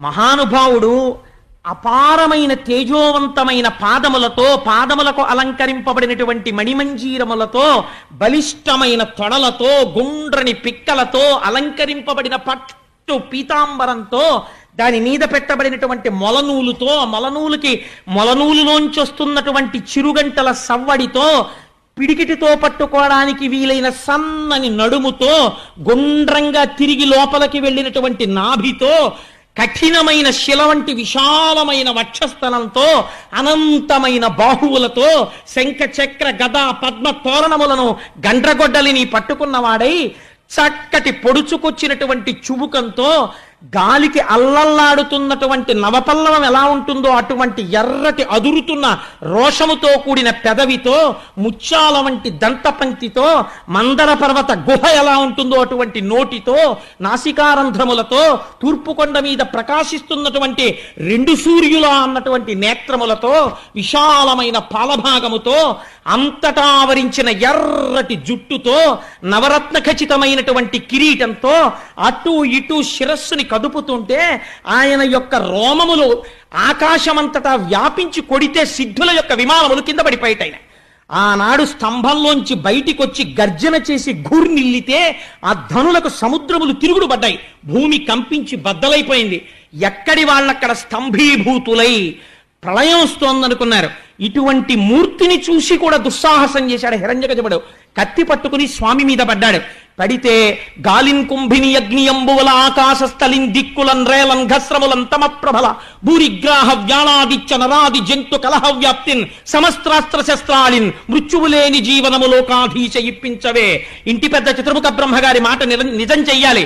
ఆ స్తంభంలోంచి బయటికొచ్చి చంద్రహాసాన్ని దూస్తున్నటువంటి హిరణ్యకశిపుణ్ణి ఆనాడు తాను ఎలా ప్రతిజ్ఞ చేశాడో అలా కలుగులోంచి బయటికొచ్చిన నాగుపాము అటుగా విడుతున్న ఎలకని ఒడిసి పట్టినట్టు తన ఎడమ చేతితో హిరణ్యకశిపుడి యొక్క తొడ పట్టుకుని గడప దగ్గరికి తీసుకెళ్లి ప్రళయకాలంలో వచ్చేటటువంటి ధ్వని లాంటి గర్జన చేస్తూ ఆ గడప మీద కూర్చుని తన తొడల మీద పారేసి భయంకరమైనటువంటి కనుబొమలని వేయి ఇంద్రధనస్సులొక్కసారి మెరిచినట్టు ముడివేసి ఘోరమైన స్వరూపంతో ఇలా చూస్తుంటే మిరిసిపోతున్న దంస్ట్రలు, ఆ నోరు, కాలనాగు వేలాడుతున్నట్టున్న నాలుక, పెద్ద పెద్ద గోళ్ళు, అటువంటి స్వామి ఇన్ని బాహువులనిత్త గోళ్ళు చూపిస్తుంటే ఆయన స్వరూపాన్ని చూసి పువ్వులోకి వెళ్ళినటువంటి కందిరీగ తుమ్మెదని చూసి అన్నీ మరిచిపోయినట్టు ఆయననే చూసి కాళ్ళు చేతులు వేలాడేసి ఆయనకి లొంగిపోతే ఆగ్రహంతో తన భక్తుణ్ణి ఇన్ని కష్టాలు పెట్టాడన్న క్రోధంతో మాట తప్పకుండా ఇంట్లో కాదు, బయట కాదు, గడప మీద, ఆకాశంలో కాదు, భూమి మీద కాదు, తొడల మీద, అస్త్రము కాదు, శస్త్రము కాదు, ప్రాణమున్నది కాదు, ప్రాణము లేనిది కాదు, గోళ్ల చేత, కింద కాదు, పైన కాదు, తొడల మీద, మనిషి కాదు, జంతువు కాదు, నరసింహావతారంతో, భయంకరమైన స్వరూపంతో, విశేషమైనటువంటి క్రౌర్యంతో ఆ గోళ్ళని పొట్టలోకి దింపి భేదించి, ఆనాడు భూమిని తవ్వడానికి తౌగోలు ఎలా వాడతారో ఆ గోళ్ళను అలా వాడి హృదయాన్ని పట్టుకుని పైకి తీసి గండ్రగొడ్డలి పెట్టి ఉరప్పంజరాన్ని బద్దలగొట్టి హృదయ క్షేత్రాన్ని చేతిలో పట్టుకుని గుండ కింద నలిపేసి చేతిలో కొడవళ్ళు పట్టుకున్నట్టు ఆ కండలు తింపి ముక్కలు చేసి తుంపి అవతల పారేసి నెత్తురు తీసి దోషిళ్లతో నోట పోసుకుని ప్రేగులు తీసి మెడ వేసుకుని ప్రళయ గర్జన చేస్తూ నృసింహావతారం నించుంది. చంద్రశేఖర పరమాచార్య స్వామి ఒక మాట అంటారు, అసుర సంధ్య వేళలో కేవలము పరమశివ దర్శనమే, అన్యదేవతా దర్శనం చెయ్యరు. కానీ అర్ధరాత్రి లేదు, అసుర సంధ్య లేదు, ఉదయం లేదు, రాత్రి లేదు, షట్కాల పూజలు అందుకున్న పరమశివుడిలా అసుర సంధ్య వేళలో కూడా దర్శనము చెయ్యడానికి యోగ్యమైన మూర్తి నరసింహమూర్తి అని చంద్రశేఖర పరమాచార్య స్వామి నిర్ధారణ చేశారు. మహానుభావుడు మా శంకర భగవత్పాదుల్ని కరావలంబం అని స్తోత్రం చేస్తే ఆనాడు నరసింహావతారమే వచ్చి మా స్వామికి మా జగద్గురువుల యొక్క చేతులు రక్షించింది. అటువంటి స్వామి నరసింహావతారం అంటే ఆరోగ్యానికి రక్ష, ప్రాణములకు రక్ష. ఆయన్ని నమ్ముకున్న వాడికి లోటు లేదు. ఉగ్ర నరసింహుడని పిలిచారు. ఆయన వెళ్ళి లేచి సింహాసనం ఎక్కుతుంటే ఆసురీ గణములు మీద పడ్డాయి. అనేకమైనటువంటి చేతులు పైకెత్తి ఆయుధాలతో కొన్ని కోట్ల అసురుల్ని మట్టు పెట్టాడు. ఒక్కడే సింహాసనం ఎక్కి కూర్చుని పాదపీఠం మీద ఆ పాదములుంచి కూర్చుంటే ఆనాడు బ్రహ్మగారు, దేవతలు, యక్షులు, గంధర్వులు, కిన్నెరులు, కింపురుషులు అందరూ వచ్చేశారు. స్వామిని అనేక విధముల స్తోత్రములు చేశారు. కానీ ఆయన గూర్నిల్లుతున్నటువంటి శబ్దానికి, ఆయన చేస్తున్నటువంటి ప్రళయ గర్జనలకు ఎవ్వరూ తట్టుకోలేకపోయారు. తట్టుకోలేక దగ్గరికి వెళ్ళలేకపోయారు. వెళ్ళలేక భయపడిపోతున్నటువంటి సమయంలో అమ్మా నిత్యానపాయనీం నిరవద్యాం దేవదేవ దివ్య మహిషీం అని నీకు పేరు కదా తల్లి, నువ్వు మాత్రమే ఆ స్వామివారి యొక్క ఇంత భయంకరమైనటువంటి స్వరూపాన్ని ప్రళయశాంతిని, ఆయనకి ఉపశాంతిని చెయ్యగలవు. అందుకనమ్మా నువ్వు వెళ్ళమ్మా దగ్గరికి అన్నారు. సృష్టిలో ఎన్నడూ లేని విచిత్రం జరిగిందండి. ఆవిడంది, ప్రళయార్క బింబంబు పగిదినున్నదిగా నిన్నెమ్మోము పూర్ణేందు నిభము కాదు, సికి శిఖా సంఘం పుచిలువు సూపెడుక నిచుట్కి ప్రసాద భాసురము కాదు, వీర రౌద్రాద్ధౌతావేశమొప్పెడుక అని భూరి కృపారస స్ఫుట్టి కాదు, భయత దంస్ట్రాకుర ప్రభలు గప్పెడు కాని దరహాసితాంబుజాతంబు కాదు, కఠిన కర నారసింహ విగ్రహము కాని కామినీజన సులభ విగ్రహము కాదు, విన్నదియు కాదు తొల్లినే విష్ణు వలన కన్నదియు కాదు భీషణాకారమగుచు. ఇదేదో ప్రళయకారంలో ప్రకాశించే సూర్యబింబంలా ఉంది, కానీ నేను సేవించే స్వామివారి ముఖమండలంలా లేదు. మా స్వామి ఎప్పుడూ ఇలా నవ్వుతూ ఉండేటటువంటి దయారసంతో కూడిన ముఖం కాదు. ఆయన ముఖం చూస్తేనే నాకు భయం వేస్తోంది. అసలు ఆ శరీరం ఏమిటి? మృగం కాదు, నరుడు కాదు. ఆ నరసింహావతారం, ఆ రక్తం, ఆ మెడలో ఆ ప్రేగులు, ఆయన దర్శనం చేసేటప్పటికే భయం వేస్తోంది. ఇది భార్య దగ్గరికి వెళ్ళడానికి సాహసించేటటువంటి మూర్తి కాదు అంది ఆవిడ. అంటే బ్రహ్మాదులందరూ స్తోత్రం చేశారు. ఆయన చేసేటటువంటి గర్జన లాగలేదు ఆ రోజు. ఎవరు వెళ్ళి స్తోత్రం చెయ్యాలన్నారు? అప్పుడు చతుర్ముఖ బ్రహ్మగారు ప్రహ్లాదుణ్ణి పిలిచి, ఆయన భక్తపరాధీనుడయా నరసింహుడు, నువ్వు వెళ్ళు అన్నారు. అంటే మహానుభావుడు ప్రహ్లాదుడు వెళ్ళి స్వామి పాదాల దగ్గర చాలా తేలికగా సాష్టాంగం పడిపోయాడు. ఇంత ధ్వని చేస్తున్నవాడు, పిడుగులు కురిసేటట్టుగా పలుకుతున్నవాడు ప్రశాంత పడిపోయి పెద్ద చిరునవ్వు నవ్వి ఆయుష్మాన్ భవ అని ఆశీర్వదించి తల మీద చెయ్యేసి 2 చేతులతో పట్టుకుని తీసుకొచ్చి తన తొడ మీద కూర్చోపెట్టుకున్నాడు. ఏమి అదృష్టం పొందాడండి ప్రహ్లాదుడు నిజంగా. ఆనాడు ప్రహ్లాదుడు అన్నాడు, అమరుల్ సిద్ధులు సంయమీశ్వరులు బ్రహ్మాదుల్ సదా పర్యచిత్తములన్ నిన్ను బహు ప్రకారముల నిత్యంబున్ విచారించి పారము ముట్టన్ నుతిసేయనోపరటనే రక్షస్తనూజుండ గర్వమదోద్రిక్తుడ బాలుడన్ జడమతిన్ వర్ణింప శక్తుండనే. స్వామి నిన్ను బ్రహ్మాదులు స్తోత్రం చెయ్యలేకపోయారు, వేదమంతటిది నేను ఇంకా ఆవిష్కరించలేనని వెనుదిరిగింది, అటువంటి నిన్ను రాక్షస వంశంలో పుట్టిన బాలుండి నేను ఏమి స్తోత్రం చేస్తాను? నిన్ను చేరడానికి తపమున్ వంశము తేజమున్ శ్రుతము సౌందర్యంబు నుజ్జోగమున్ నిపుణత్వంబు ప్రతాప పౌరుషములున్ నిష్టాంబల ప్రజ్ఞలున్ జపహోమంబులు చాల విశ్వర భవత్ సంసృష్టికై దంటియూధవు చందంబున భక్తి చేయవలయం తత్పర్య సంయుక్తుడై. నేను తపం చేశాను, యజ్ఞం చేశాను, యాగం చేశాను, లేకపోతే ఏదో క్రతువు చేశాను, ఈ కర్మ చేశాను, ఆ కర్మ చేశానంటే కర్మలకి లొంగిపోయేటటువంటి వాడివి నువ్వు కావు. ఆ చేసిన కర్మల చేత హృదయ క్షేత్రమునందు శుద్ధి ఏర్పడి వైరాగ్యం ఏర్పడి ఈశ్వరుణ్ణి సంతతము జ్ఞానముతో ధ్యాననిష్ట యందు కొలిచిన వాడెవరో అటువంటి వాడికి లొంగిపోయేటటువంటి స్వరూపం ఉన్నవాడివయ్యా నువ్వు. సృష్టికర్తవి, స్థితికర్తవి, ప్రళయకర్తవి, అంతటా నిండి నిర్విరీకృతమైనటువంటి వాడివి. అనోరణీయాన్ మహతో మహీయాన్ అటువంటి స్వామివి ఇవాళ నా యందు కరుణించావు అంటే ప్రసన్నుడైపోయా. రోజున నరసింహస్వామి అన్నారట, ప్రహ్లాద ఇలా నన్ను మెప్పించిన భక్తుడు లేడు, నీకేం వరం కావాలి కోరుకో అన్నాడు. ఆయన అన్నాడు, అందరూ నీ రూపం చూసి భయపడ్డారు, నేను నీ రూపం చూసి భయపడలేదు. తండ్రి గారు జడ్జి గారి వేషంలో కోట్ వేసుకుని ఓ సుత్తి పట్టుకుని సుప్రీంకోర్టు జడ్జిగా కూర్చుంటే మాత్రం కొడుక్కి భయం ఏంటి? డాడీ అంటూ పరిగెత్తుకు వెళ్ళిపోతాడు. నీ రూపం చూసి నేను భయపట్టలేదు, నాకు నువ్వెప్పుడూ తండ్రివే. నేను దేనికి భయపడుతున్నానో తెలుసా? సంసారానికి భయపడతాను, కామక్రోధములకు భయపడతాను, నేను నాది అన్న భావనలకి భయపడతాను. నన్ను మళ్ళీ మభ్యపెట్టాలని చూస్తున్నావా తండ్రి? నాకు వరం ఇస్తావా? నాకేమీ వద్దు, సంతతము నీ పాదాంబుజ సేవ కటాక్షించు, నీ నామము చెప్పుకునే అదృష్టాన్ని కటాక్షించు, నీ కథలు వినే అదృష్టాన్ని కటాక్షించు, నాకు ఇంకేం వద్దన్నాడు. అసలు నీలాంటి భక్తుడు ఎక్కడున్నాడు రా ప్రహ్లాద? పొంగిపోతున్నాను నిన్ను చూసి. నువ్వు ఏదో ఒకటి అరగకపోతే నేను ఇంత ప్రయత్నం చేసినందుకు నాకు తృప్తి ఉండదు, నా తృప్తి కోసం ఏదో ఒకటి అడగరా అన్నారు. ఈశ్వరుడు వేడుకున్నాడండి ప్రహ్లాదుణ్ణి. ఆయన అన్నాడు, ఎంత కాదన్నా నా తండ్రి అజ్ఞాని, తెలియదు, ఎదురుగుండా నువ్వే వచ్చి నిలబడి నీ పరమ పవిత్రమైన తొడల మీద వేసుకుని నీ ముఖారవిందాన్ని అంత దగ్గరగా చూపించావు. అప్పుడైనా ఇలా అనుంటే నా తండ్రి బతికిపోయి ఉండేవాడు.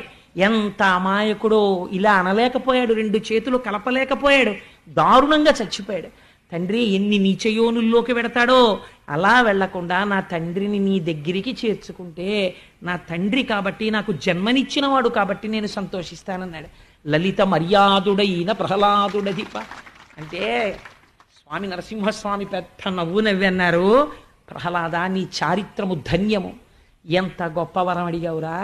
ఏనాడు నీ తండ్రి నేను కోరలు విప్పి పళ్ళు చూపిస్తూ గోళ్ళిలా పెట్టి నా నేత్రములతో చూస్తూ ఉంటే అతి దగ్గరగా మహర్షులు మునీంద్రుడు కూడా చూడని నా రూపమును తేజోహీనుడై అలా చూస్తూ ప్రాణములను వదిలాడో ఆనాడే నాకు దగ్గరైపోయాడు. అందుకని నువ్వు నీ తండ్రి గురించి బెంగ పెట్టుకోకు, రాజ్యపాలన చేసి వంశాన్ని వృద్ధిలోకి తెచ్చుకో అని ఆనాడు స్వామివారు ఒక గొప్ప వరాన్ని మనకందరికీ కూడా కటాక్షించారు. అదే మనందరం తప్పకుండా స్మరించవలసినటువంటి పద్యం. ఆ పద్యంలో స్వామి అంటారు, ఈ ఆఖ్యానాన్ని ప్రహ్లాదోపాఖ్యానాన్ని ఎవరు పరమ భక్తి శ్రద్ధలతో చేతులు కైమోడ్చి ఈశ్వరుడున్నాడు అన్న పూనికతో వింటున్నారో, ఉగ్ర నరసింహమూర్తి అయి తన భక్తులని బాధ పెట్టిన వాడి పట్ల కోపము తెచ్చుకున్న స్వామి యొక్క మూర్తి యొక్క వర్ణనమును వింటున్నారో, మళ్ళీ భక్తుడు చేసిన స్తోత్రమునకు ప్రసన్నుడైన మూర్తి కథని విన్నారో, అటువంటి వారికి ఇంకా యమధర్మరాజు యొక్క దర్శనము ఉండదు. వారికి ఇక్కడే నేను భక్తిని, కర్మని, వైరాగ్యాన్ని, జ్ఞానాన్ని ఇచ్చి ఆ జ్ఞానము చేత మోక్షమునిచ్చి వారందరినీ తరింపచేస్తాను అని అభయం ఇచ్చారు.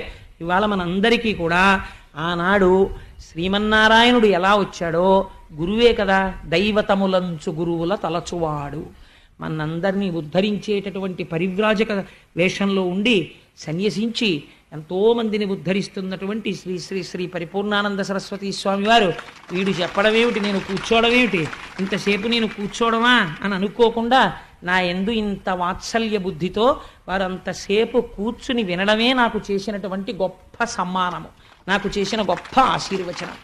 దానికి ఒక గృహస్థుగా నేను వారి పాదములకు సాంజలి బంధకముగా శిరస్సు తాటించి నమస్కరిస్తూ మనం పెట్టుకున్నటువంటి ఆచారాన్ని అనుసరించి ఇంత గొప్ప కథ ఇవాళ చెప్పుకున్నాం కాబట్టి ఒక్క 11 మాటలు స్వామి నామం చెప్పి మంగళం చెప్పుకుని ప్రార్థన చేసి ప్రసాదం తీసుకుని బయలుదేరదాం. మీరందరూ కూడా గోవిందా హరి గోవిందా గోకులనందన గోవిందా అందరూ కానీ గోకులనందన గోవిందా. స్వామి పొంగిపోవాలమ్మా మన ఆర్తి విని. అంతటి స్వరూపంతో వచ్చాడు, ఇంత మెల్లటి కంఠాలతోట అనడం ఎంత ఉత్తేజంతో అనాలి. శేషసాయివి గోవిందా అది అనవలసిన తీరు. ఆనందరూప గోవిందా సాలగ్రామధర గోవిందా